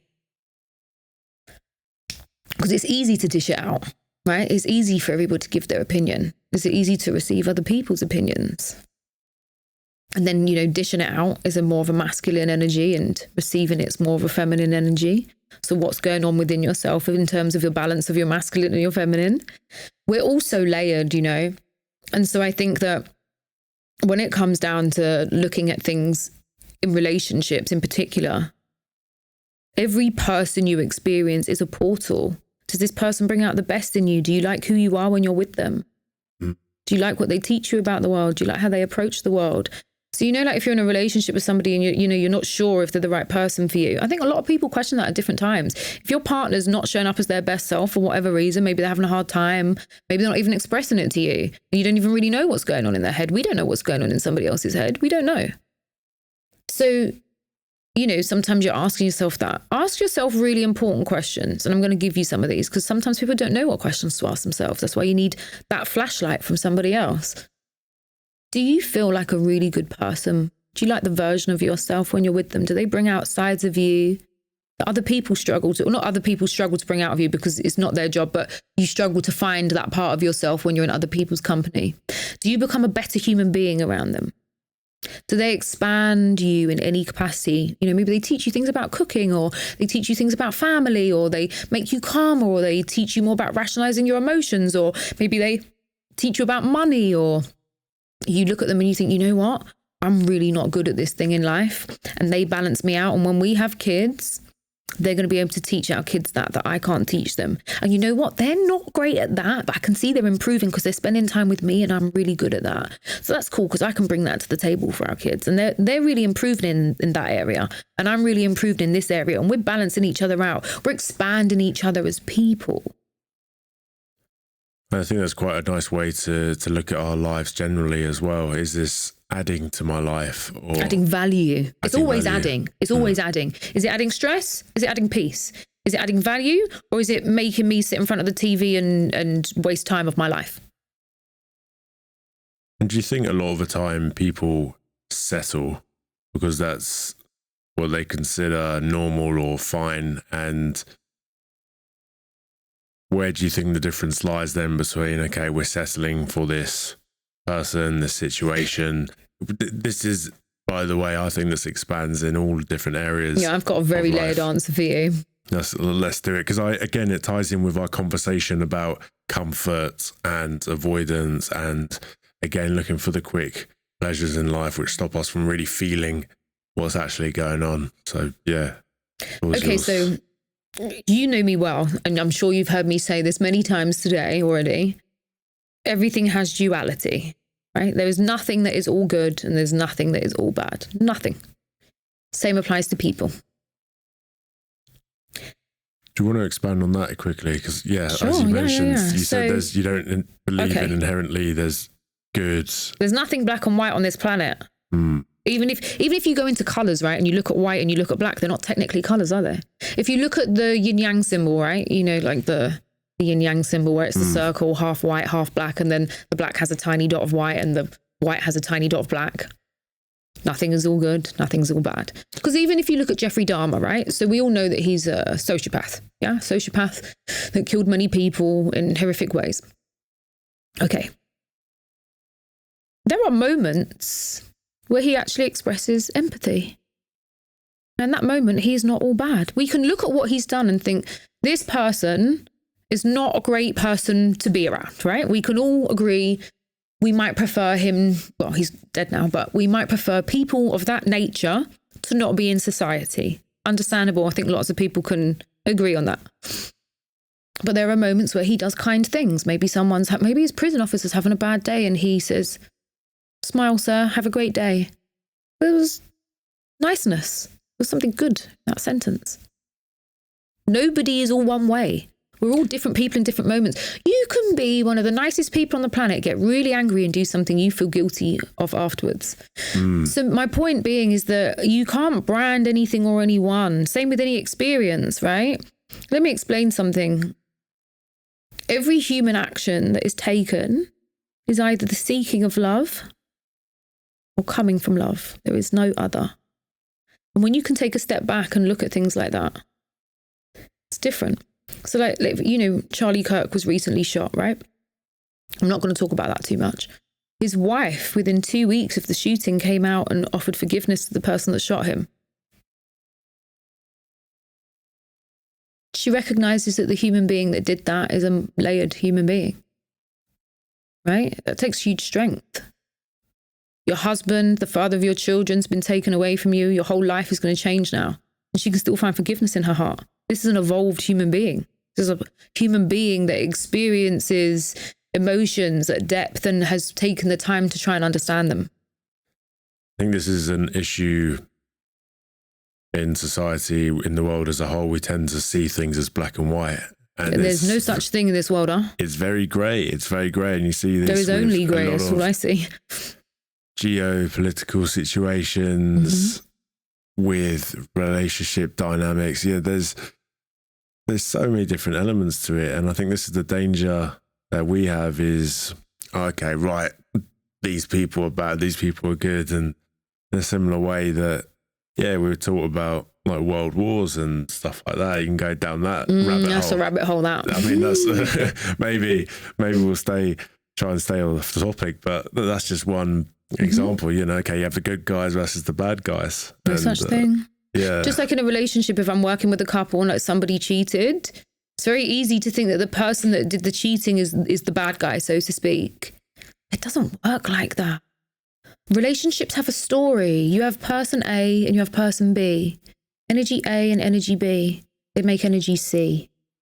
And so if energy A is feeling a bit off, that's going to affect the energy that they have coming together.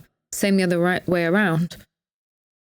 And so when we look at things as absolute, we do ourselves and everything else around us a disservice because we're refusing to look at other angles. If you want to choose to tell yourself the story that the person that cheated is the only person at fault, you're doing yourself, the relationship, and the other person a disservice, and you're refusing to take accountability, and that's coming from your ego and that's coming from fear. Out of interest, what's your opinion on cheating in the sense that, I know you've done a lot of work in relationships. Have you seen some couples bounce back after that? Oh, yeah, it's phenomenal. When you work with a couple that are willing to do the work, listen, sometimes there's too much water under the bridge. There's too much stuff that's been avoided for years and years and years. And there's just no way to work your way through all of it while still simultaneously living your life, running businesses, having jobs, having kids, all the things. And sometimes people don't have the energy for that. But when you have couples that are determined to stay together and there's been an infidelity, quite often that relationship ends for sure. What I can promise you about infidelity is the relationship as you know is over 100%. Do we want to get together and co-create a relationship that really works? Because when there's an infidelity, it's letting you know that there's something not working. Something's not working in the connection. And quite often it's because there's something not working within one or both people. There's a misalignment within self. As soon as your alignment with yourself is off, it's going to affect everything around you, right? Like you'll gain weight, you'll lose weight. You'll do anything that takes you away from your ideal health, right? You will affect your relationships. Maybe you're not reaching out to your friends as much because you're stressed, you're emotional. Maybe you just have less capacity in general. You move back into old habits because you feel out of alignment with yourself, and then it furthers. You're moving the needle further away from what you want to experience. So you have to find a way to get back on the horse and get the needle closer to where you want to experience it. Or what you want to experience, rather. So in terms of infidelity, if you're adamant that you want this relationship to work, and sometimes it's better to not have an attachment to an outcome. The way I like to work, I don't like to have an attachment to outcome, and that's what I like to encourage people to do. If I'm working with a couple that's going through infidelity and that's like the main thing that we're focusing on, or that's what's brought us to this position where we're doing this work, I really like to get people to be honest. Because now that someone's been unfaithful, the person that has been cheated on quite often is like, it all comes out now, all the things, all the little nuances and the irritations that you had that you keep quiet about. You don't want to rock the boat, so you people please and you keep the peace, which isn't keeping the peace, my ad. You avoiding conversations just creates a war within yourself, and then it comes out in your behaviours. Because what did I say earlier? You have an emotion that creates a feeling, and the feeling creates the behaviour. So it comes out one way or another. You're just not saying it. What did I say earlier about communication? Only 7% of your communication is words. If you think you avoiding the verbal communication is avoiding the problem and it keeps the peace, we're misled, my friends. We're misled. It builds so much resentment, and then it comes out. And then when you're feeling resentful, it's much easier to cheat because somebody else is giving you some attention and making you feel good, and they're appreciating you in a way that your spouse doesn't. And they're annoyed, and they're annoyed and maybe not appreciating you because you did some other stuff that was annoying. Right? Relationships are work. And there's nothing that's going to evolve you personally as an individual more than a long committed relationship. There's some work that we can do on ourselves on our own, and it's necessary to do it on our own. And there's some work that we can only do in relation to others. Well, this is a good point, because I speak to some men and they believe, okay, I'm not ready for a relationship. You know, I need to go through some personal growth first. I need to build some wealth first. I need to concentrate on that.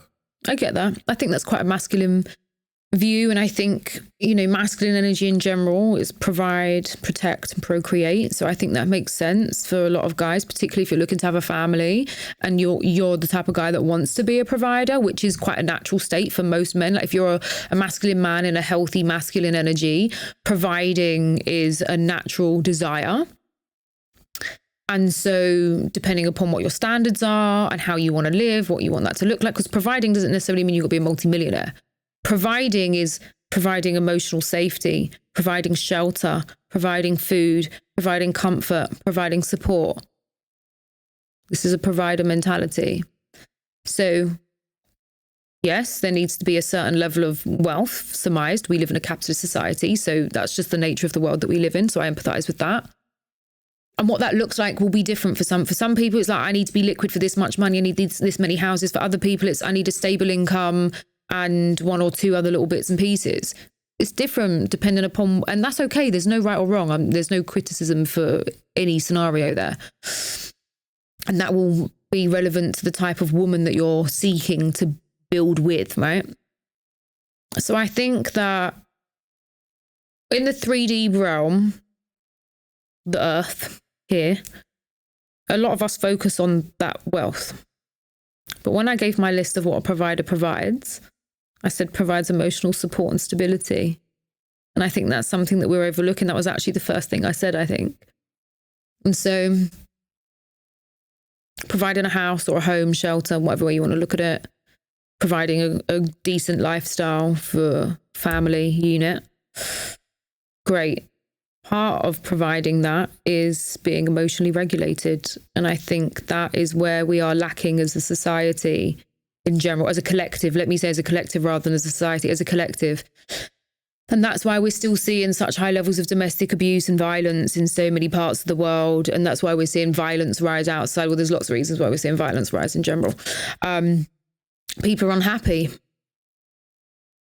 And also, when you're unhappy within yourself, it's very difficult to provide that to another person. And also, by the way, this is not me saying that, you know, when your woman's dysregulated, you need to always be the emotional support. If you're having a hard day too, you can't provide that for her. That's fine. And some days you're going to be having a hard day and she's going to provide you that support. That's fine. That's a relationship. But I think, yes, listen, if you're broke and you're out of shape and you're unhappy, absolutely, for a man or a woman, you shouldn't be in a relationship, or any other gender. You shouldn't be, as a human being, if you're broke, if you're unhealthy, if you're miserable, if you're depressed, you should not be looking to get into a relationship. This is not the time. This is not going to help you. And you're not going to attract a healthy person, because someone that's secure and healthy and has all of those things together, or most of those things together, will not be attracted to that anyway. And not only that, you're a prey target for a predatorial individual when you're in that state.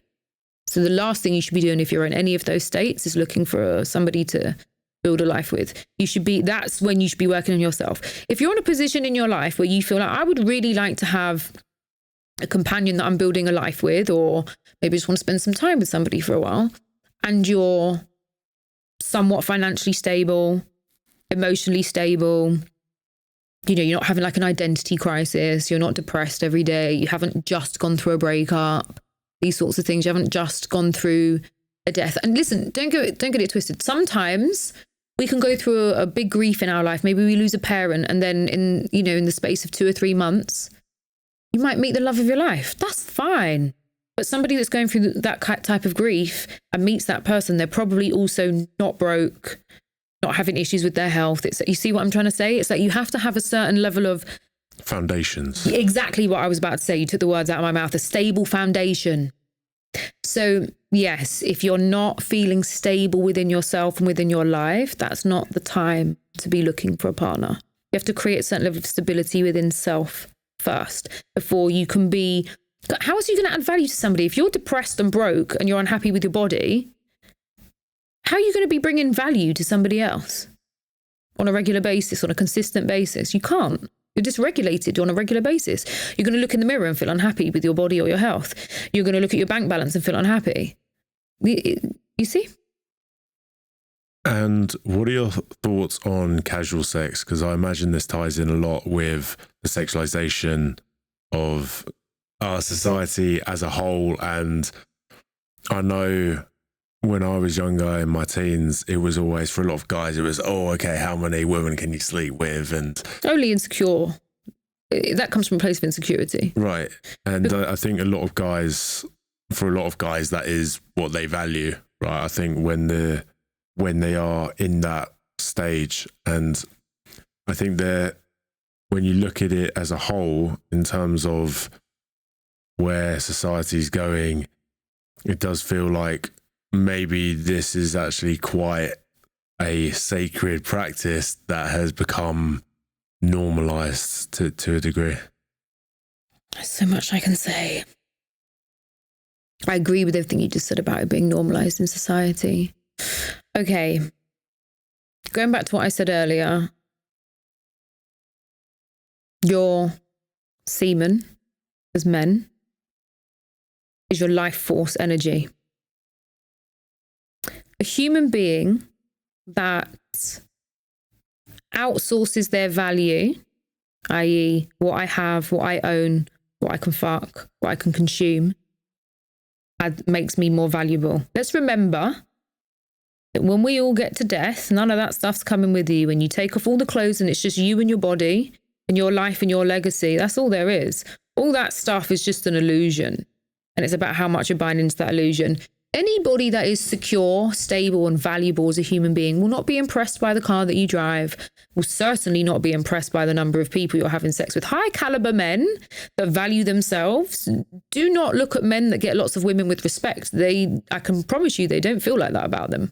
The only people that are respecting other people or looking at them like, oh, I respect you because you get women, are other insecure people. Secure people don't look at that like that because, you know, it flicks a switch, I believe, because it goes from, oh, that's a high value thing, and then as you build up more security in yourself, you actually think, oh no, like if you had some respect for yourself, surely you wouldn't be just giving your energy to somebody else so easily, so freely. Yeah. Because if you're somebody of substance, if you're building a really high value life for yourself, you don't have time for casual sex. Yes. Your time and your energy is the thing you should be protecting the most. That's more important than money. If you look at really, really wealthy people that have cracked the money code, they don't spend time cleaning their house. They pay a cleaner because in that time that they could have cleaned their house that took them 2 or 3 hours, they could have made loads of money or added value to their company or the people they're working with or whatever, right? So if you're a really high value individual, you don't have time for casual sex. It's really that simple. And the other thing is there's a lot of risks that come with that. So again, it comes down to self-esteem. First of all, and listen, there's a lot of people that will be triggered by what I'm going to say. And remember what I said, if it triggers you, it's yours. I say it with love. This is not coming from a place of superiority or telling people they're wrong. I empathize with the entirety of the human experience. Drug taking, prostitution, casual sex, sadism, sociopaths. I empathize with the entire human experience. I don't say any of this from a place of judgment. If this is your current experience and what I'm about to say is triggering for you, it's probably letting you know you need to move your needle in an opposite direction and start having experiences that make you feel really good about yourself. So if you get triggered by anything that we're talking about, then that's just letting you know, oh, there's something there that I need to do something with. That's just letting me know that this actually doesn't feel good. There's no judgment in anything that I'm saying. But if you're having casual sex, the people that are also having casual sex with you are not people with high levels of self-esteem. So you've got people with low self-esteem just exchanging energy with low self-esteem people. It's just spreading a lot of problems. Because when you have an energetic exchange with somebody, right? You know, like if you hug someone that's familiar to you, maybe your mom, your girlfriend, a sister, somebody you know, a friend, and they're feeling a bit down, you can feel it, right? When you touch them, you can feel that their energy's off compared to what you're used to, yeah? And if you're really good at reading people, you can do that without touching people, and you can do it with people that you don't know. So imagine what that's like when you're having sex with somebody. You're exchanging energy in such an intimate way. So that if that person's carrying around sexual shame, trauma, depression, mental health issues, you're a lot closer to that frequency now that you just shared it. Now, the man's seed. Your legacy as a man is your children. The quality of woman that you choose to raise your children will directly affect your legacy. High caliber women with high self-esteem and high self-respect. Also, just like men don't want women, typically, when I say men and women, I'd like to just clarify right now that I don't mean all men and all women. It's a very sweeping statement, but typically, a lot of men don't want to be with a woman that has a really high body count. They don't want their wife to be that. I'm not saying it's right. I'm not saying it's wrong. That's just a general consensus of things that I hear. Is that something that you hear? Right. Okay. So if we move with that being a sort of a general consensus, high caliber women that self-respect, that have high self-esteem, equally don't want a man that has been with loads and loads and loads of people, because it's that same principle as human beings, right? Why does everybody like the idea of a Ferrari? Because it's hard to get. And it gives you a feeling of value, right? That's why people that are insecure, they outsource it to something that's expensive. That expensive thing makes me look and seem valuable because it's valuable. Well, why is it valuable? Because not everybody can have it. That's why. And that we all know that within us. That's why it's like that. That's how capitalism works, because it's based on humanity. Capitalism was bred from humanity. So capitalism is an expression of what we already internally know as our compass, right? So as a man, if you value yourself, you wouldn't just take any woman or person that's throwing themselves at you or making it easy. Because when you go after what's easy, you said this earlier, right? Forget sex for a second. When we face the fear, we get the reward. When you do the easy thing, you don't get the reward. Easy sex, there's no reward, but there's a lot of danger. Sex comes with risk. Sex is fantastic. It's phenomenal. It's amazing. That's why I feel so good. You know, the reason sex feels so good is because the universe wants to expand, right? Nature wants you to procreate, wants you to breed. That's why it feels so good. That's why we want to keep doing it.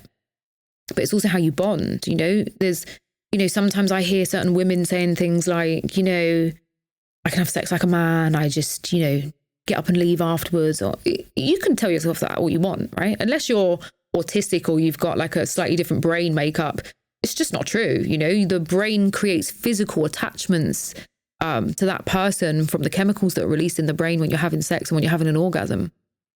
So we can tell ourselves things that aren't true and we can maybe believe them, but the reality is the experience you're going to have somatically in your body, it is what it is. You can't always control it. So as a man, the risk that you're taking if you're having sex with women that you wouldn't want to have a child with and she gets pregnant, well, now you've got a real problem, because whether we like it or not, nature has decided that it's the woman's decision whether she chooses to have a child or not. And forever, as we can still see today, men have been trying to control that. We see it happening in America right now, and we see it all around the world legally, you know, changing the sexual consent age, changing abortion laws. But nature says women get to choose because they're the ones that carry the babies. So as a man, if you consider yourself high caliber, high value, maybe you've got some money, maybe you've got a provider mentality, maybe you're tall, maybe you're good looking, and you sleep with a woman because it's easy and she's now pregnant with your child, your value and the type of woman that you can get and the caliber you can get just went down. Because now you've got an insecure woman that is probably potentially could be problematic with certain things. She's parenting your child. You might not be in the relationship with her, so you're going to have less access to your child. You have a responsibility towards her. You have a responsibility towards the child. So if you really value yourself, you would never put yourself in a position like this, huh? And I think it comes back to the sexualization of a lot of men's brains too. I think when you take sex out of the equation, I do think this will help men choose a partner that is better suited to them. When you take sex out of the equation, okay, beneath all that, okay, what does this person value? How do they make you feel? What side of you do they bring out? Who are you when you're with them? This is one of my favorite questions. Who are you when you're with that person? Are you a version of yourself that you love? Are you the best version of yourself? Or are you somewhere near that? Or are you worse? Some, you know, as an overall, right? Some days are better than others, right? So we all have bad days in relationships. That's okay. It's normal. Of course. But as an overall, do you like who you are when you're with them? Do you like who you are as a daughter or a son? Do you like who you are as a sibling? Do you like who you are as a parent? Do you like who you are as a colleague when you're with them? Yeah, there's a lot of different elements to this. And I think just having access to these types of conversations, I believe can help men, I feel differently, because I definitely had that illusion. You know, I grew up with quite a low self-esteem, and I thought I outsourced my value to the approval I got from my female interactions, right? And I think that dictated a lot in how I showed up. I was never really authentically myself. I thought I had to be a certain type of guy. I thought I had to be closed off, and I was playing a game, and I thought, okay, well, if I'm suddenly being validated now when I wasn't previously, okay, this in my mind puts more value on myself. If I were to entertain this more, and it's only now looking back, I can see how shallow it actually is. And when I did have my breakthrough moment, that was like, okay, this sense of self, it's now been broken. It was very fragile, and it is very fragile, I believe. So I think just taking the time to really think, okay, why am I doing this? Because it's very easy. I think our brain is very good at rationalizing our behavior, and very good at rationalizing why we're doing stuff. And I did this because they did that. Yeah, okay. Or just your choices as well. Okay, no, I'm not outsourcing my sense of self-worth. No, I just like the Ferrari. Yeah. Why do you like the Ferrari? Because it makes you feel a certain way. Everything that we do in life is motivated by wanting to feel a certain way. And this is how manifestation works, right? We live in a matrix. And so if you're paying attention only to what is, and you feel miserable about that, then you're going to get more of that.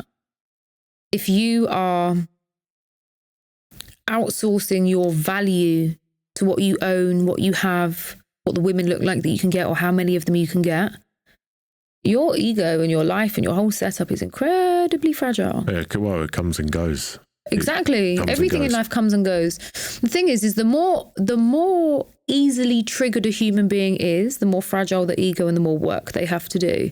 The goal is not to never be triggered emotionally or dysregulated, whatever you want to call it, because that doesn't exist. You can be a guru. You can meditate 23 hours a day if you want. You know, reality is that if something really horrible happened to the guru, they're going to get dysregulated. It's normal. We're here to experience and have emotion. The goal is not to be never triggered. The goal is to be peaceful about your life, no matter what happens. So it's like when you experience something challenging, let's say your spouse does cheat on you. It's painful. There's no denying that. It's painful. Thank you so much for the pain. Thank you for showing me where you're at. Thank you for all these years or months or moments we've had together despite that. Thank you so much for this experience and what it's going to teach me. Thank you for this pain, because pain is a portal. That doesn't mean you're not going to have days where you're crying. That doesn't mean you're not going to have days where you can't make money. That doesn't mean there aren't days where you want to scream and shout and punch stuff. Not other people, preferably. But every part of the journey is valuable. And it's like that saying, you know, when it's good, really enjoy it because it doesn't last. And when it's not good, this too shall pass. And it's about learning to be peaceful in the experience. Take on board the emotions, the dysregulation. It's fine. It's a part of the journey. But thank you for the opportunity to experience the full range of my emotional compass. Because it's a gift. It's uncomfortable. Being sad, being angry, being in pain is uncomfortable. But what I can tell you about pain is this. Let me ask you a question. If little Harrison came to you in pain at, let's say, 5 or 6 years old, would you ignore him and avoid him? Definitely not. You'd probably give him a hug, I'd imagine, and try and comfort him. Right. Yeah. But as adults, we try to avoid pain. We watch the porn, we watch the TV, we don't go and do the thing that will make our lives better. We don't look at the bank account. We do all the avoidance stuff, yeah? That's like avoiding your inner child that's in pain, because that's what hurts. Because whatever's triggering you is bringing you back to something at the root of your existence, the beginning of your existence that was somehow off key. And, you know, maybe you were born into a system. Maybe you weren't blessed enough to have parents that you lived with. Or maybe you were born to parents that were awful. You know, maybe your parents were really abusive or violent or sexually abusive. My heart bleeds for your experience. That is it's horrific. These are crimes against humanity. No child should be experiencing that, but we do. And those experiences don't just go away because we're no longer living them. The trauma is imprinted on us and it comes out in our behavior because what I said, emotions create feelings, feelings lead to behavior. So if you've never dealt with those emotions and those feelings that you suppressed as a child because you weren't allowed to answer back or you had to get on with whatever it was that was happening to you, it lives in you as an adult. And so when the pain comes up, if you are not sitting down and spending time with your pain, and listen, if you can't, come to me. There's people like me that will help you. How I ended up in this mindset and this frame of mind was bathing in my pain, bathing in it.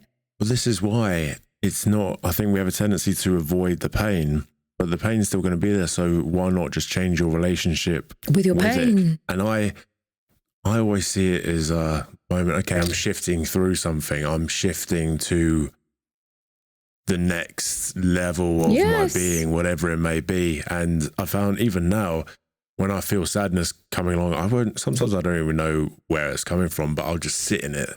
And when I sit in it, actually, you can find a nice comfort if you don't resist it. And when you sit there, I think I even found for me, because I create content, I find that I'm able to create better content now because I can connect to someone's soul rather than from like a strong, that's beautiful, egoic mind. Yeah, it's really beautiful. You see, this is what I'm saying. Pain's a tool, but we're not taught the skill set. We're taught stupid things we don't need to learn, like algebra. How many people use algebra? We're not taught about the things that we actually need to know. And the other thing that I think is really interesting in society is, you know, obviously we spoke about the masculine and the feminine, we touched on it, and, you know, the masculine, provide, protect, procreate. Because we live in a capitalist society, you know, for many years, women weren't allowed to work and weren't allowed to own their own properties. And it's only since like the 1970s, women have been able to have a mortgage by themselves. You know, we really live in a man's world, and we're starting to see some shifts there. It's really quite interesting to observe. I mean, what a time to be alive, I have to say. It's very exciting, and excitement is very closely linked to the frequency of fear, right? There's a very fine line between nervousness, anxiety, excitement, and fear. And we have an environment where if the man's providing, the woman's financially dependent. There has to be a lot of trust.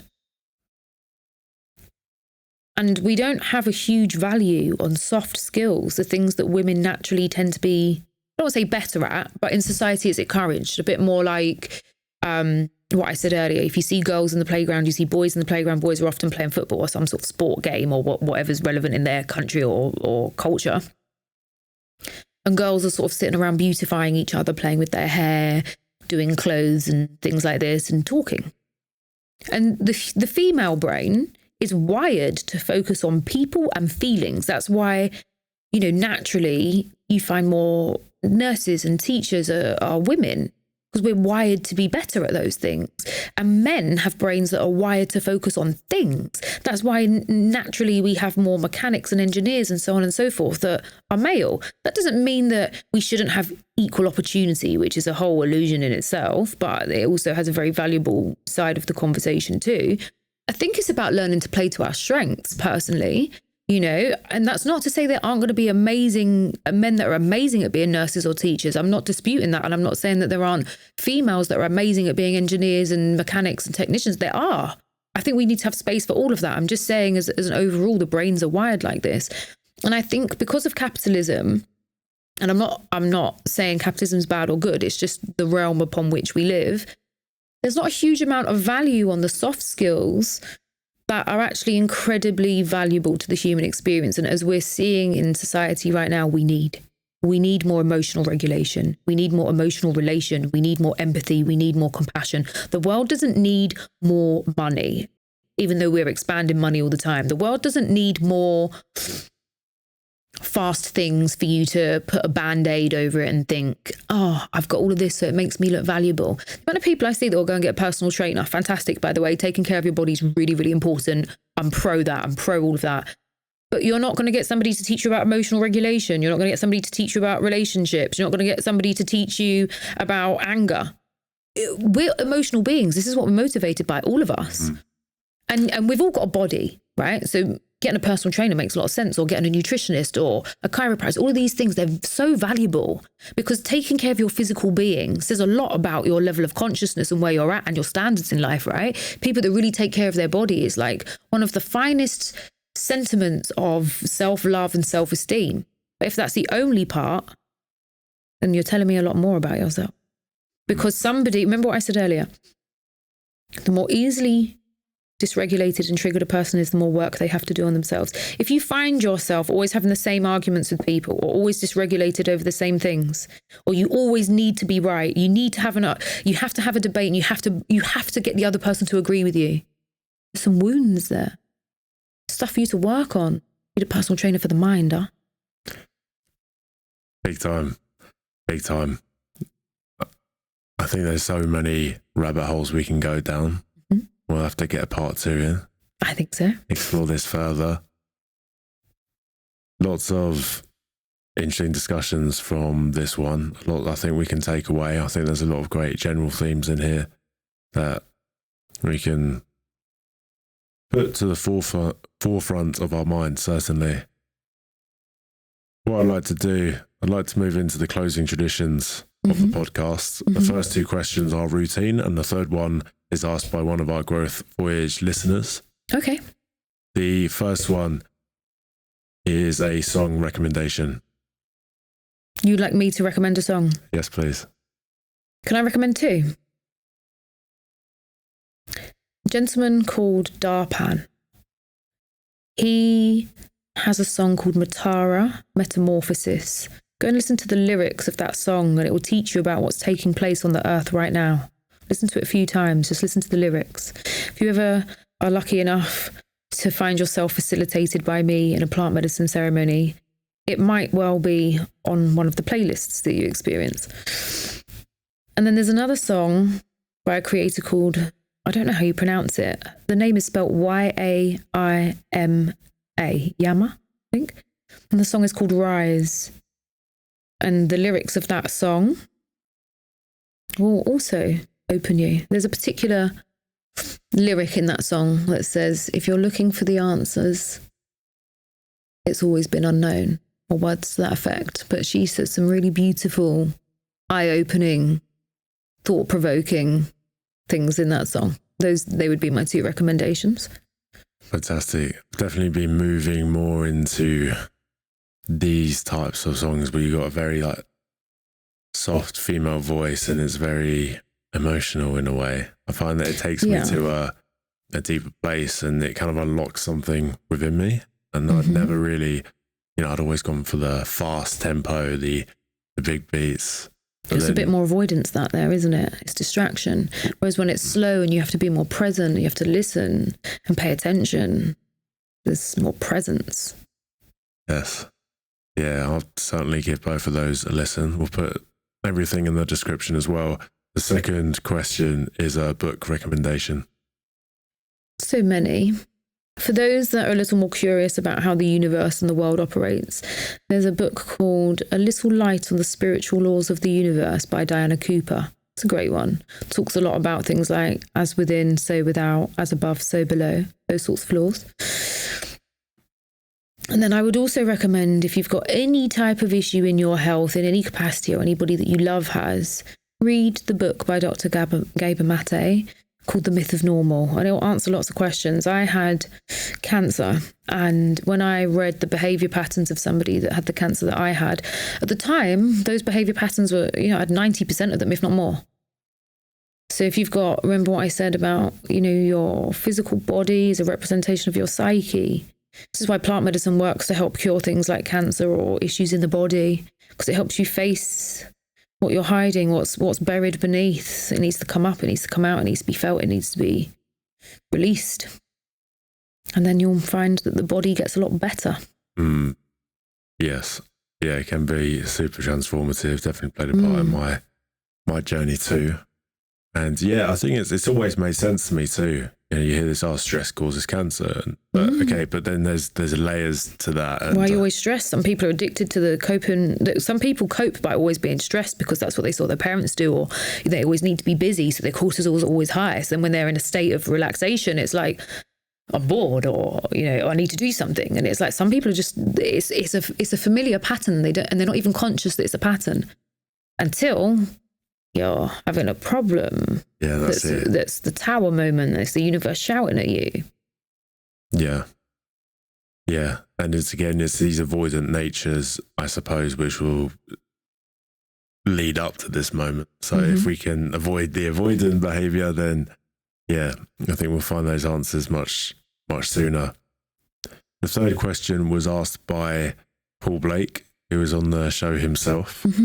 And his question was, have you ever not realized that you've lost something in your life, then you found it again and forgot that you lost it? That's a good question. I think from our discussion, you can probably gather I'm probably quite a self-aware person. But I would say yes. I don't know if I would say yes to the forgotten part. I don't think I ever forgot. But did I lose something?